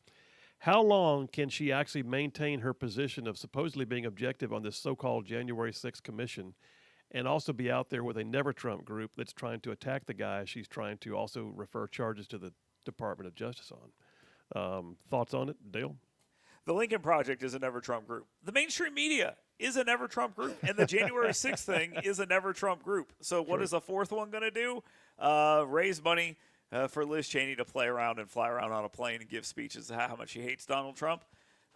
Okay, have fun, lady. This is why you lost, because hating Trump became your personality. She'll stay on that committee until she's out of Congress, and it won't change a single thing. Jeff Rowe? This is a grift for Liz Cheney. She does this from time to time where she creates these nonprofits, and she did it with her father one time, and they raised a bunch of money from defense contractors and people that were tight with the Cheneys and owe favors. It's nothing but a grift, and she'll get some TV out of it. People will give money to it, but it's not going to be. It's just not going to matter, and I don't think it matters to the January 6th committee either. Well, and I agree with both of you on that. The one thing I will add, though, is Kevin McCarthy, if he's worth his salt, and he already campaigned against her, he needs to start, now that she's made these public statements, he needs to start a PR campaign to have her removed from that jackleg commission, because she's allegedly sitting up there trying to be objective, and she's in a tribunal fashion, and she's trying to find the means by which she can refer charges on Trump, and she's out there allegedly showing her bias to the rest of the world by having a never Trump organization. So McCarthy needs to step up and start calling for her resignation immediately from that commission, and we'll see if that flies. Anyway. All right, fellers, good round. Appreciate it very much. Jeff Poor, FM Talk 106.5, 1819 News. Congratulations, by the way, Jeff. Good Thank stuff. you. Yep. And Dale Jackson, WVNN Morning Show Program Director and all that. Appreciate you, too. Thank you. All right, that's the Grand Council. Phil Williams, Rightside Radio. Coming up next, we're going to the next part of the Triple Dipper. I call it Gender Benders. Oh, my gosh. Wait till you hear the latest. Did you know? Did you know? Babies can tell in the womb that they're already transgender. How do we tell that? Who in God's name knows? Phil Williams, Rightside Radio. We'll be right back.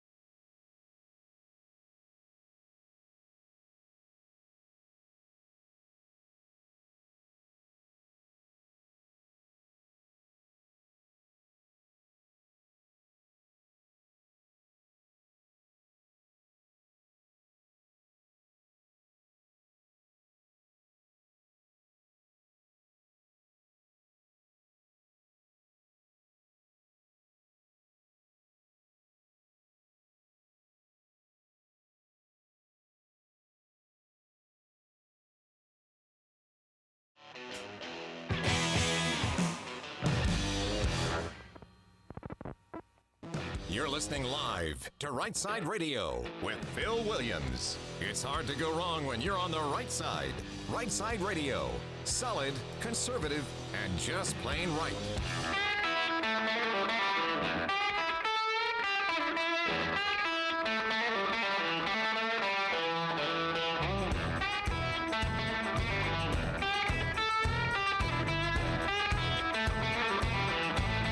Alabama's syndicated news talk leader, Rightside Radio. Phil Williams, live from the Rightside studio, local, state, national. We are covering down on all the issues, man, and we're doing it solid, conservative, and just plain right. What are you doing, Boomer? What's going on? Every time I think you're about to talk, I'm about to pull down the music, and then it's like a fake out. It was a guitar solo that I was enjoying there for a moment. I had to let it run extra. Get another lick or two in on that guitar solo, which. By the way, that one, I believe, is a band called Kaleo, an Icelandic band. Go figure. Anyway, yeah. Hoping that one day that bump music is so famous that people just liken it with Rightside Radio, period. There you go. I got a caller on the line. Oh, I do. Hey, Brian from Huntsville. Brian, how you doing today, man? Doing well, and it sounds like you gentlemen are also, and I enjoyed that last segment. Hey, thank you, sir. With the gang all over. Appreciate it. And I wanted to say, well, based on part of that, Elizabeth Cheney, starting an anti-Trump group and everything, she's like 2 years younger than I am. I'm 57, and I think she's just having a midlife crisis late. Dizzy Lizzy is in a tizzy. Dizzy. Can I quote you on that? That Dizzy Lizzy is in a tizzy. Oh, indubitably, it's already out there now. So. Well, I will credit it to Brian from Huntsville, period. That's where I heard it first. So. Well, that's it. I'm the one that said it first, but now it's out there after it went on syndicated radio. Okay, well, good enough. Yeah. But other than that, all she has to do is wait Trump out. He's in his late 70s. She's in her late 50s. I totally agree. I can wait him out. I mean, the reality is too. I think he's going to be 79 when he runs, if he runs, and everybody believes he will, for the 2024 presidential, which means that he would be in his 80s before he finished that term. I just, part of me, I didn't even get at this part on the Grand Council a moment ago. My only concern with Liz Cheney's actions is that she becomes like the Ross Perot, the spoiler that prevents the actual Republican from getting elected because she's so intent upon being new. I was much younger when I voted for him, so I'll admit my mistake. Okay? Good enough. Hey, Brian, appreciate you as always. Thanks, man. Have a great day. All right. I know I got another caller coming in, so I'll wait till Boomer tells me he's ready with that one. But, yeah, you want to call in. The number is 833-68-RIGHT. That's 833-687-4448. 833-68-RIGHT. That's our number. You good for that, Boomer? You tell me when. Thumbs up, man. All right, we're good. Line 2, Clarence from Huntsville. Clarence, how you doing today? Oh, doing good. You? I'm good, sir. What's on your mind? Well, Dizzy Lizzy and a tizzy. Yeah. Brian has made the phrase famous. There you go. I've got it on good authority that I know what's going on with her. Okay, tell me. Years and years and years ago, old Dizzy Lizzy had a thing for Donald Trump.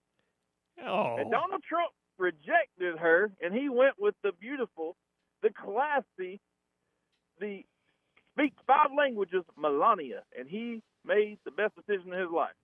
And she just can't handle the fact that her daddy ain't the vice president no more. She ain't even going to be able to represent a state she don't live in no more, and she's trying to go after an old man at this point that rejected her once upon a time. So you went with a total misogynist view that this is a why won't you date me kind of thing. Like I asked you to the Sadie Hawkins dance and you won't go. Is that what you're saying? Well, I mean, I'm going to be called a misogynist one way or another, apparently these days. So, might as well get my fun out of it, and that's kind of what I think. I think she's a little jaded by it. Oh, all right, man. Well, maybe you got the inside scoop, Clarence Huntsville. Appreciate you, man. I have it on good authority. Good authority. Sources say. Thanks, Clarence. Appreciate you, man. Have a great day. Who knows? You know, but we got a new phrase now. Dizzy Lizzy is in a tizzy, thanks to Brian from Huntsville. So that isn't that funny when one caller calls in, the next caller calls in and repeats what he just heard. Hey guys, you want to call in 833-687-4448. That's the number. That's 833-68-RIGHT. And I'm reaffirming the trivia because one day we're going to ask this as a trivia question. 833-68-RIGHT. How do we get the 6-8 part? Where did that come from? Well, I was given a list to choose from. You've heard the story. I was given a list. Okay, we wanted the word right to be in there, so we knew how it was going to end. But then there were all these versions of what I could get that could end with right, but it had to have 2 digits in the middle. One of them was 6-8, right? Well, yeah, my baby for years was my 68 Mustang. So, yep, 833-68 right. That's the number here at the Right Side Studio. You want to call in? Let us know what you're thinking. We'll take that call right now. I'm going to number 2 in the Triple Dipper in the meantime. Gender benders. Oh, my gosh. All right, so there's no way around some of this. It's just freaking weird. Did I say that? I did. Boomer, I just went there. I didn't even like pause. Nope. I just went ahead and said, this is a segment that is just filled. It's just freaking weird. I forgot. I got to step aside real quick, Boomer. I got to take a break real quick and say, shout out to Morgan in South Georgia who's listening to the show. I told you we have folks from all over the place. We got Jerome in Rome. We got Steve from Tennessee. We got Jeff from Indiana. I got folks in Michigan that listen to the show. I'm just saying. So shout out to Morgan in South Georgia. Appreciate you. Thanks so much. All right. Did you hear? I'm back on gender benders. Did you hear? And I talked about it in the Grand Council a moment ago. Daily Caller, which is of course a national media outlet, Daily Caller reported. Headline, August 16th. This chapter is closed. All University of Alabama sororities reject transgender applicant. So, yeah. Anyway, it sounds like exactly what it is. So, all sorority chapters at the University of Alabama rejected a biological man who identifies as a woman during their, and he calls it the notorious recruitment process. Not sure why it says it. It's sorority rush. I mean, it's been there forever. Sorority rush. It's a big deal. According to a video and a statement from the transgender woman, Grant Sykes. Okay. Sykes, a biological man, posted to Instagram stating that all of the almost 20 sorority chapters at the University of Alabama unanimously cut the transgender woman. All right. In a separate TikTok post, Sykes said, that's the trans guy. Sykes said, it's sad. This is how the process ended. I'm sad because I wanted to be a part of a sisterhood. Well, you're a dude. So, yeah. But, I mean, first of all, it goes on to point out in the article, Sykes is not the first transgender to attempt to join Greek life in sorority processes. There was another trans individual at Northwestern University where, 12 sororities all rejected that person. Another one, though, was admitted to a women's-only sorority at Tufts University. Not sure how that's working out. I'm pretty sure that the shower situation, if they have shared bathrooms at all, got a bit dicey. I'm just saying. And I look at that and go, you know what? It's just stop. You're not. You're a biological male. You can identify all you want to, but don't believe for a second that we don't see through the veneer. You may say that's homophobic for you to say that. No, it's not. It's reality. And people have a right to their own sense of security. And for you to invade that purely because you say so, I say so. This is who it doesn't work that way. That's not real life. Next thing I'll point out, though, too, is keep in mind that Alabama does have a law in place now. It's called the VCAP bill, the Vulnerable Child Compassion and Protection Act. So Alabama took some steps, and I was real proud of them for doing this. We openly supported this bill, believing it was a good idea. And it passed into law, they call it the VCAP, the Vulnerable Child Compassion and Protection Act. My friend Shay Shelnut, who's still in the state Senate, he was the sponsor for it. And this particular bill makes it a felony, punishable by up to 10 years in prison, to prescribe or administer what they often refer to as gender-affirming care. Now, I got this article off of NPR.com. So NPR, it's going to be calling it gender affirming care when you're reading it from NPR. What it is gender transition. It's changing a kid. So when you apply these therapies, these medications, and often even surgeries to change a child's life potentially forever, in Alabama, that's a felony. Now, the court did come back. A federal judge on Friday blocked part of the law. And by the way, the judge is somebody who I happen to know, Judge Lyles Burke. He's a conservative guy. I believe he's also a JAG officer. But Judge Lyles Burke, a federal court judge appointed by Trump, he actually issued a preliminary injunction just on the medication ban. All that means is the medications have been around for a while. He's not going to block them for now until they proceed on the merits of the case. But the surgeries in Alabama for kids, they're done. They're not happening. That's been enjoined. So that's where we are in Alabama on the law, but not so much everywhere else. I'm going to tell you some stories when we get back from this break that are probably going to make some of you mad.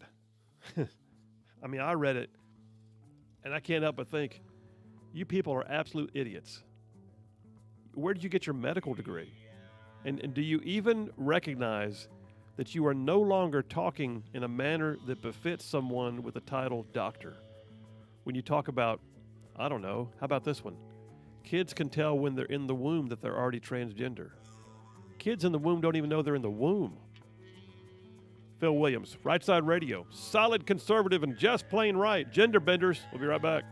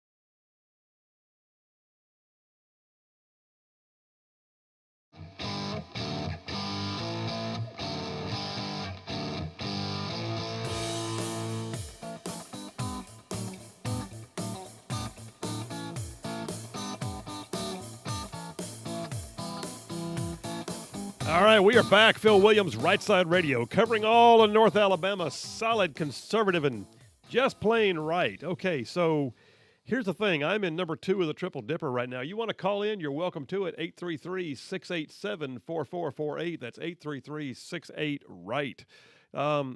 So, yeah, I'm in number 2 of the Triple Dipper, gender benders. Don't feel confined to that topic. You can call about anything else if you want to. Although I do want to hear if anybody else has a sort of a weird out about the idea of that guy trying to get into the sorority at University of Alabama. Anyway, story on the National Review. National Review dated 2 days ago. The title of it is, "The UK Turns Its Back on Transgender Ideology." Interesting. So here we are in a mad rush, man. I mean, like the Biden administration is doing everything it can to force it down our throats. The mainstream media is forcing it down our throats. They're changing the regulatory burdens being placed on schools. It's just on and on and on. But in the UK, an interesting thing has happened. It says by the spring of 2023, Britain's state-run transgender youth clinic will shut its doors for good. The National Health Service of England announced it was closing what is known as the Tavistock Gender Identity Clinic last month after an independent report concluded it was, quote, not safe or a viable long-term option for gender-confused young people. The report, conducted by the former president of the Royal College of Pediatrics and Child Health, found that patients were, quote, at considerable risk from clinicians who had an unquestioning affirmative approach. In other words, physicians were not even looking at this and going, I don't know if it's a good idea or not. Let's rule some things out here. Let's work with you. Let's see what we can do. Let's try counseling first. No, they were like, yes, come on in. We'll make you different. All right. Soon after that, it says a London-based legal firm announced a class action lawsuit on behalf of 1,000 families whose children and young adolescents were rushed into treatment, and as a result, suffered what they call, quote, life-changing and in some cases irreversible effects. You think? Now, first of all, I will say this. If you were a parent who knowingly took your child to a transgender identity clinic, then you bear some liability. However, it points out the United States continues to move full speed ahead with its own so-called gender-affirming care. When journalists noticed that the referrals to that clinic, that Tavistock clinic, when they noticed that they had increased 20-fold in the past decade, 20-fold, from about 250 a year to 5,000 in 2021, they asked the question, why?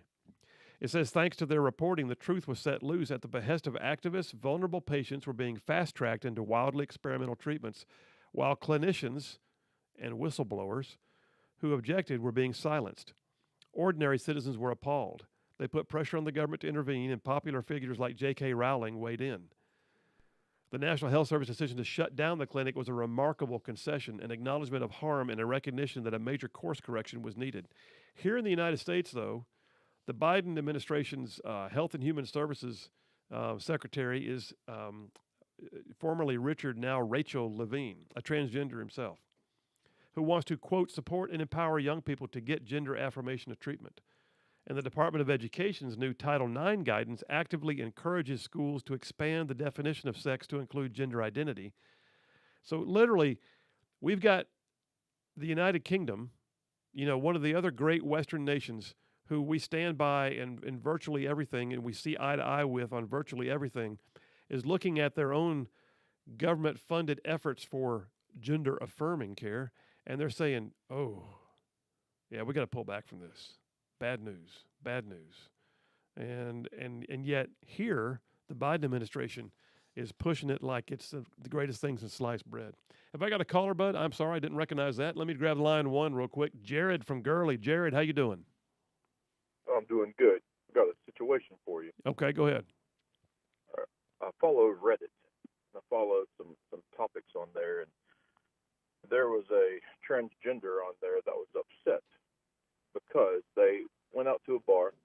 Apparently the transgender was they called themselves a transgender female, which let's call it what it is. It's a guy that wants to be a girl. Let's don't even put female in the subject with them. Right. But was upset because they went to a bar and they met up with a guy that they developed a crush on, apparently the love of their life in 2 hours. And they ended up getting driven home and went on porch, and the guy kissed the transgender. Afterwards, the transgender thought it was the time to tell the guy that he was actually a transgender female. It was a guy. Said the other dude threw up on the front porch when was told that, and this transgender was offended by that. Is that not absolutely crazy? First and foremost. Second of all, is it technically could we even almost get into the situation of whenever these things happen to just go ahead and call it what it is, which is either fraud or rape? If you don't identify yourself to the other sex and you're trying to do intimate stuff with them and you don't tell them, that's technically rape. You're bringing on an unwanted sexual advance at that point. I agree with you. I think I agree with you completely on that. And you know, I guess point number one is danger. Will Robinson picking up folks and having one night stands out of a bar, probably going to be unhealthy in many ways. But then this particular situation, I mean that you're taking your personal beliefs, and because you believe it, you're perpetrating it on other people, and they just have to live with it because you believe that you're something that you're not. Hey, man, Jared, thanks for the call, bud. We are up against the break. I hear the music playing.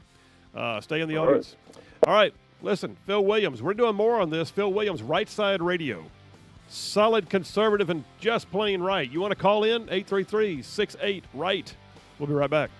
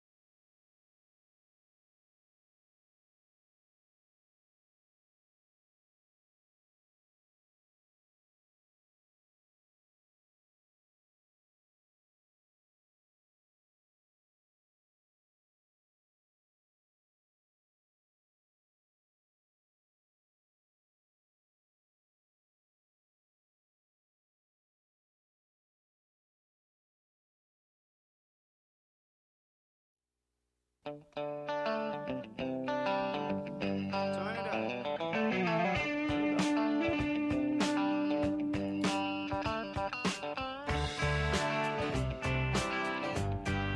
we are back. Phil Williams, Rightside Radio, covering all in North Alabama. Yep, solid conservative and just plain right. Got a caller who held on during the break, so let me grab that real quick. Tom from Madison. Tom, how you doing today? You actually took off listening to. I wasn't able to listen to the song you were playing. Oh man! Hi, Phil. Tom, you doing all right? Yeah, man. I was singing "Sweet Home Alabama," and y'all. There you go. Hey, listen.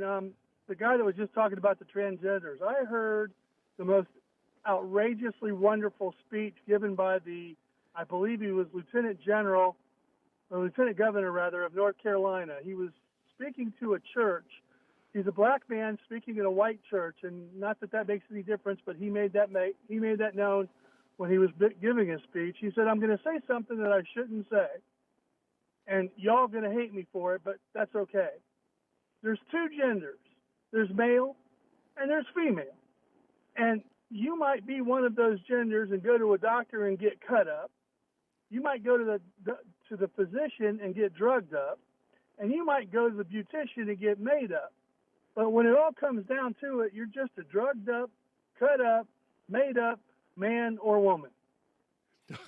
that's laying it right down where the baby goats can get to it, isn't it?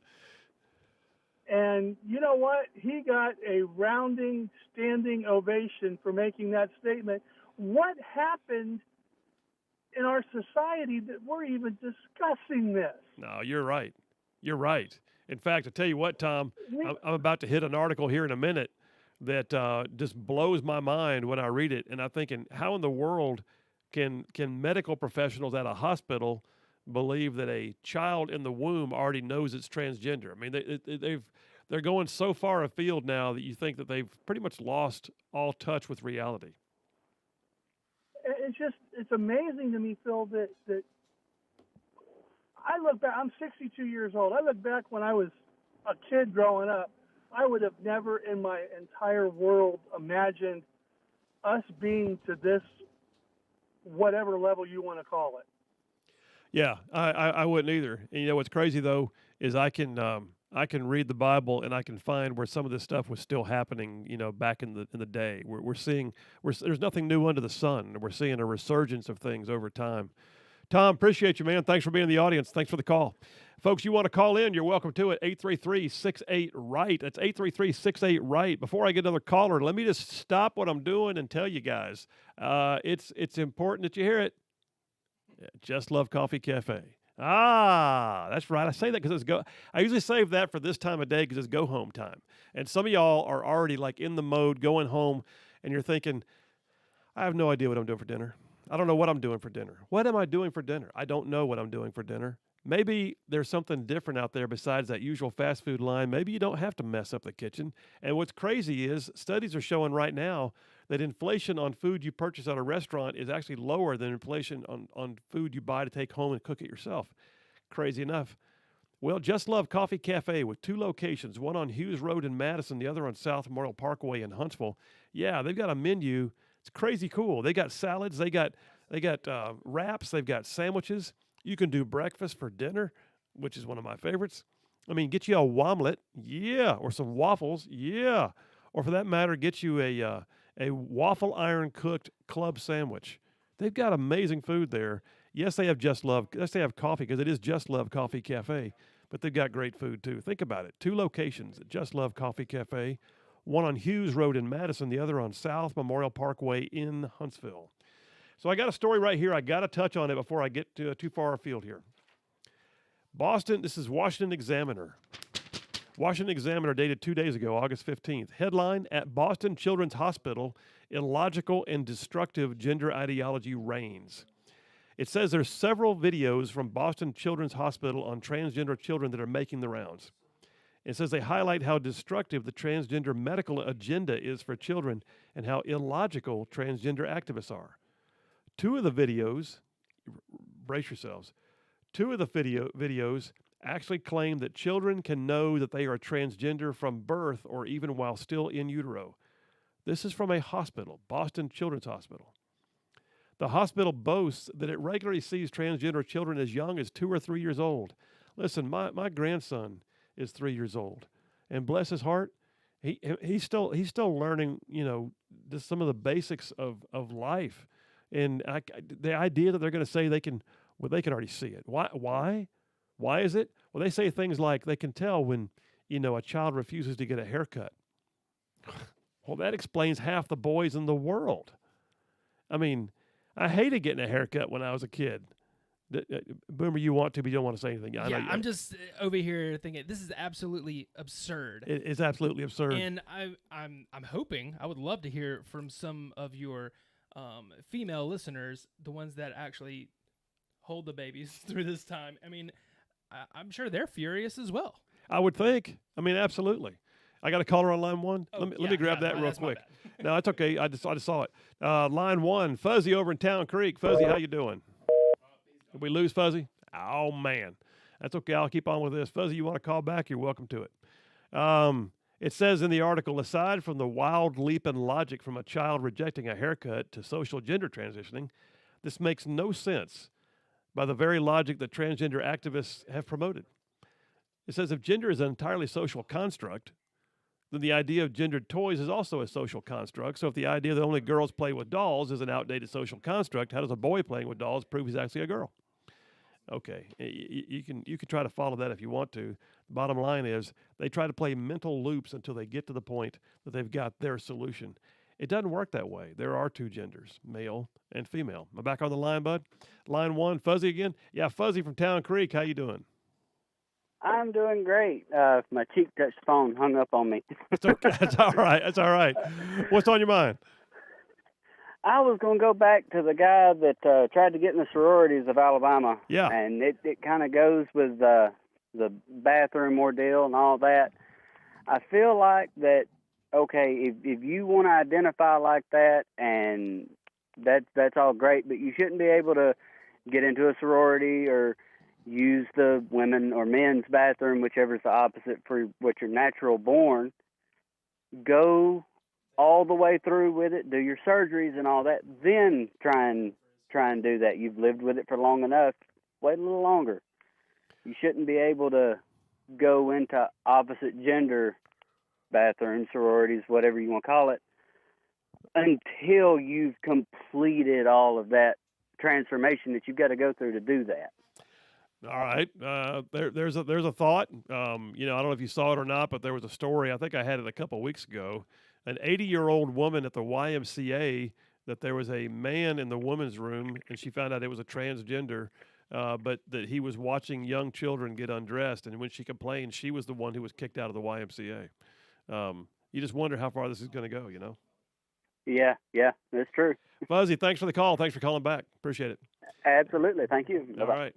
Hey, Boomer, what was it? We got a caller or just gave you a message? Yeah, a caller just called in. He had a question for you. His name was Melvin, and he wanted me to just thank you for your service. Well, thank you, Melvin. And then also he had a question about explain why 99% of like talk radio is like conservative, but then 99% of TV is liberal, and that's just his view, and was wondering what you thought.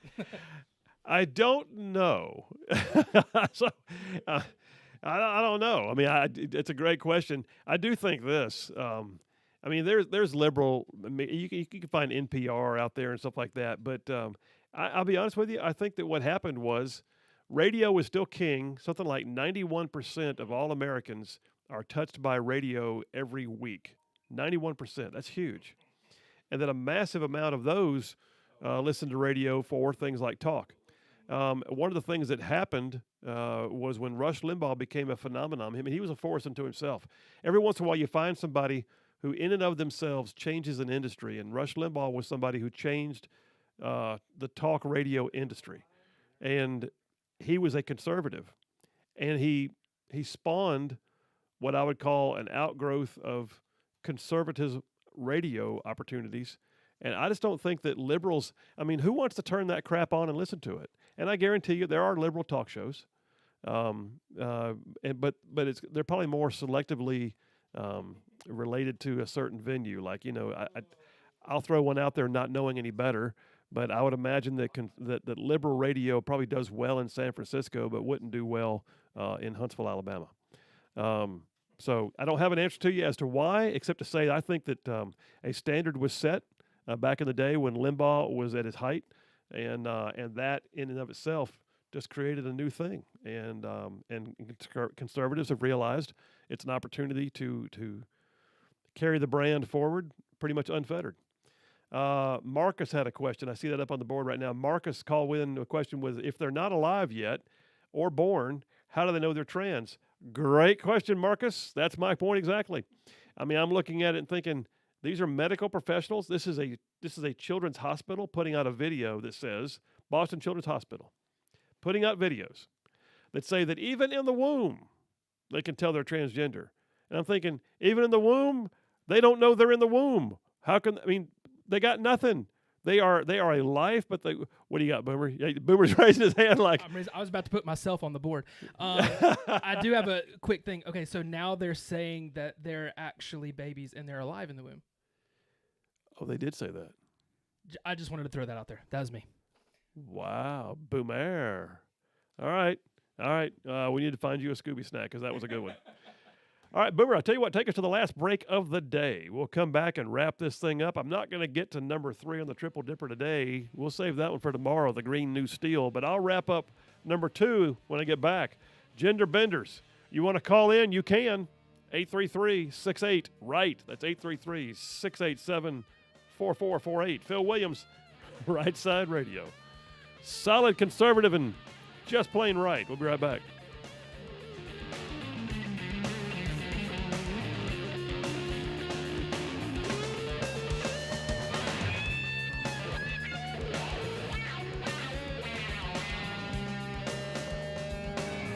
ZLA Solutions is Alabama's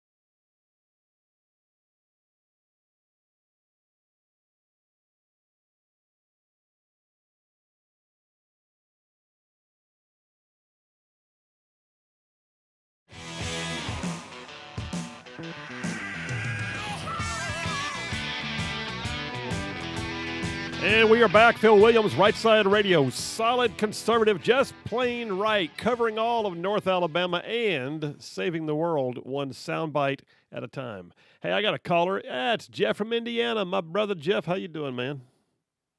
Doing good, Phil. Good. What's on your mind, bud? Hey, I know a way that Trump might could solve his problem with Liz Cheney. Tell me. He should make her his vice president pick. Oh, Maybe you Lord. can start liking him then.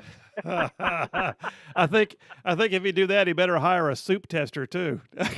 well, it's kind of like Joe Biden and Kamala Harris. As long as she's the vice president, he's a safe man.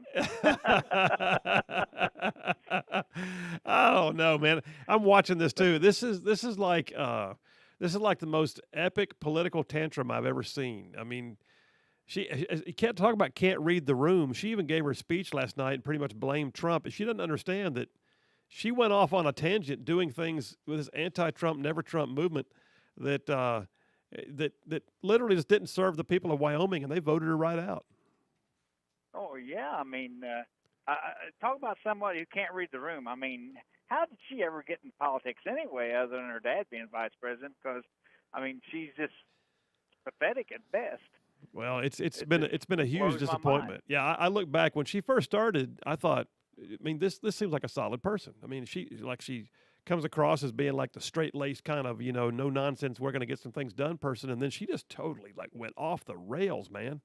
Like, who is this person? Well, I've got another suggestion though. If Trump really wants to get her goat, he needs to send her a straitjacket with Trump deranged syndrome put on the back of it and everything. And that would really put her over the edge. Because I'm thinking she's ready for one. And a task force monkeypox patch sewed onto the right arm. That's right. There you go. And make sure that the task force monkeypox has you put a unicorn hat on that monkey man. I think it looks just fine. All right, Jeff. Appreciate you, man. Have a great day. Oh, wow. Hey, listen, I'm in number 2 of the Triple Dipper. Wrapping this up. You want to call in, you're welcome to it. 833-68-RIGHT. That's the number. 833-687-4448. The phone's ringing again already, man. So listen, just so you know, the Biden administration is operating under what they call an expanded interpretation of Title IX. It does not mean they have the mandate of law. It does not mean that they have gone to court or that Congress has acted. It means they've taken an existing law and just decided, you know what? We have an expanded interpretation now. We're just going to do it differently because we think we see something. We're reading between the lines. We're expanding their capabilities. And it's what they're basically doing is this. In case you haven't already known, story here of my buddy Yaffe wrote this for Yellowhammer News back in June, actually.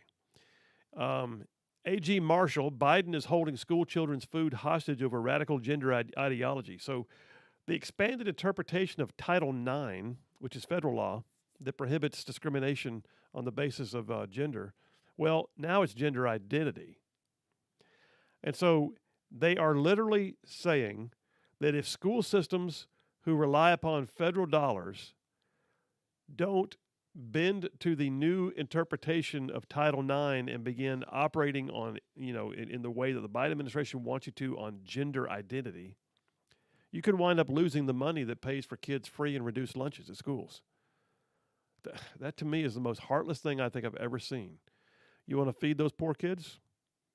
You better agree with us about transgender issues. And you know what? That's a big fat no. So Attorney General Steve Marshall is one of 25 attorney generals who has joined in a lawsuit against the federal government for doing this. Yeah, there's that. I got to take a call here in a second, but when I get back, I'll tell you about the Jefferson County School Superintendent who addressed that same issue in a public speech just yesterday. But let me grab line 3 first. Jimmy from Moulton. Jimmy, how you doing today? Pretty good, man. You doing all right? I'm doing all right, buddy. What's on your mind?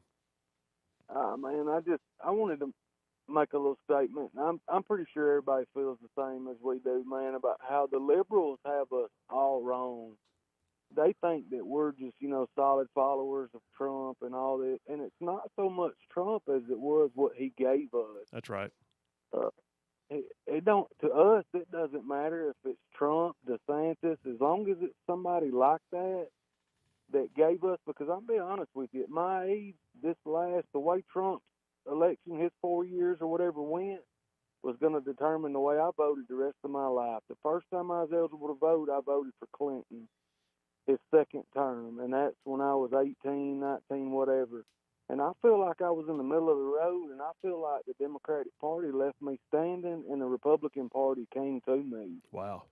And I hated the way Bush years was. That about burnt me. But they've got us all wrong. It's not Trump. It's what he gave us.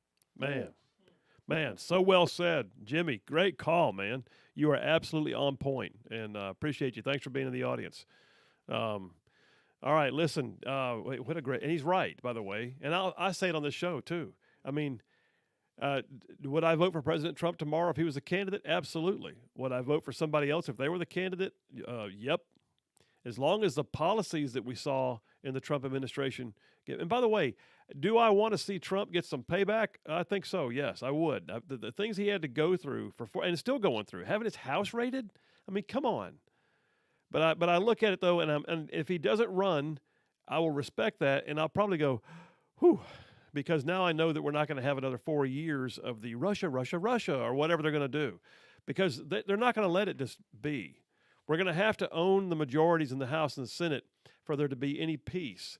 So if we don't have the majority in the House and Senate, it's going to be a rough go. But let me just say this. I am absolutely in favor of those policies getting reelected. We need that. We need it desperately. Hey, listen, last one I've got on gender benders is this story on 1819 News. My friend Erica Thomas, who was on the show last week, August 17th, today's date. Jefferson County School Superintendent addresses the LGBTQ Title IX expansion and says it's very convoluted and cumbersome. Yes, it is. So Dr. Walter Gonsolin, I hope I pronounced that right, who's the Jefferson County School Superintendent, he recently said in a speech that in Alabama, we will follow the law, he says. In Alabama, we are bound to follow by law the sex on their birth certificates. So that's what you're going to have happen when it comes to boys' bathrooms and girls' bathrooms and all that. But then he said this Title IX compliance issue, he said they've created something that is convoluted and cumbersome, and we're having to hire somebody just to handle the number of complaints we're starting to get, because you have to interpret this and then deal with it and then also balance it on state law. It's a conundrum. Biden doesn't care. It's an agenda for them. All right, folks, what a day. Grand Council was good, all of it. Well, coming up next, you got Mark Levin, the great one, Phil Williams, and Boomer back here tomorrow at 2 for Rightside Radio. You guys have a great night.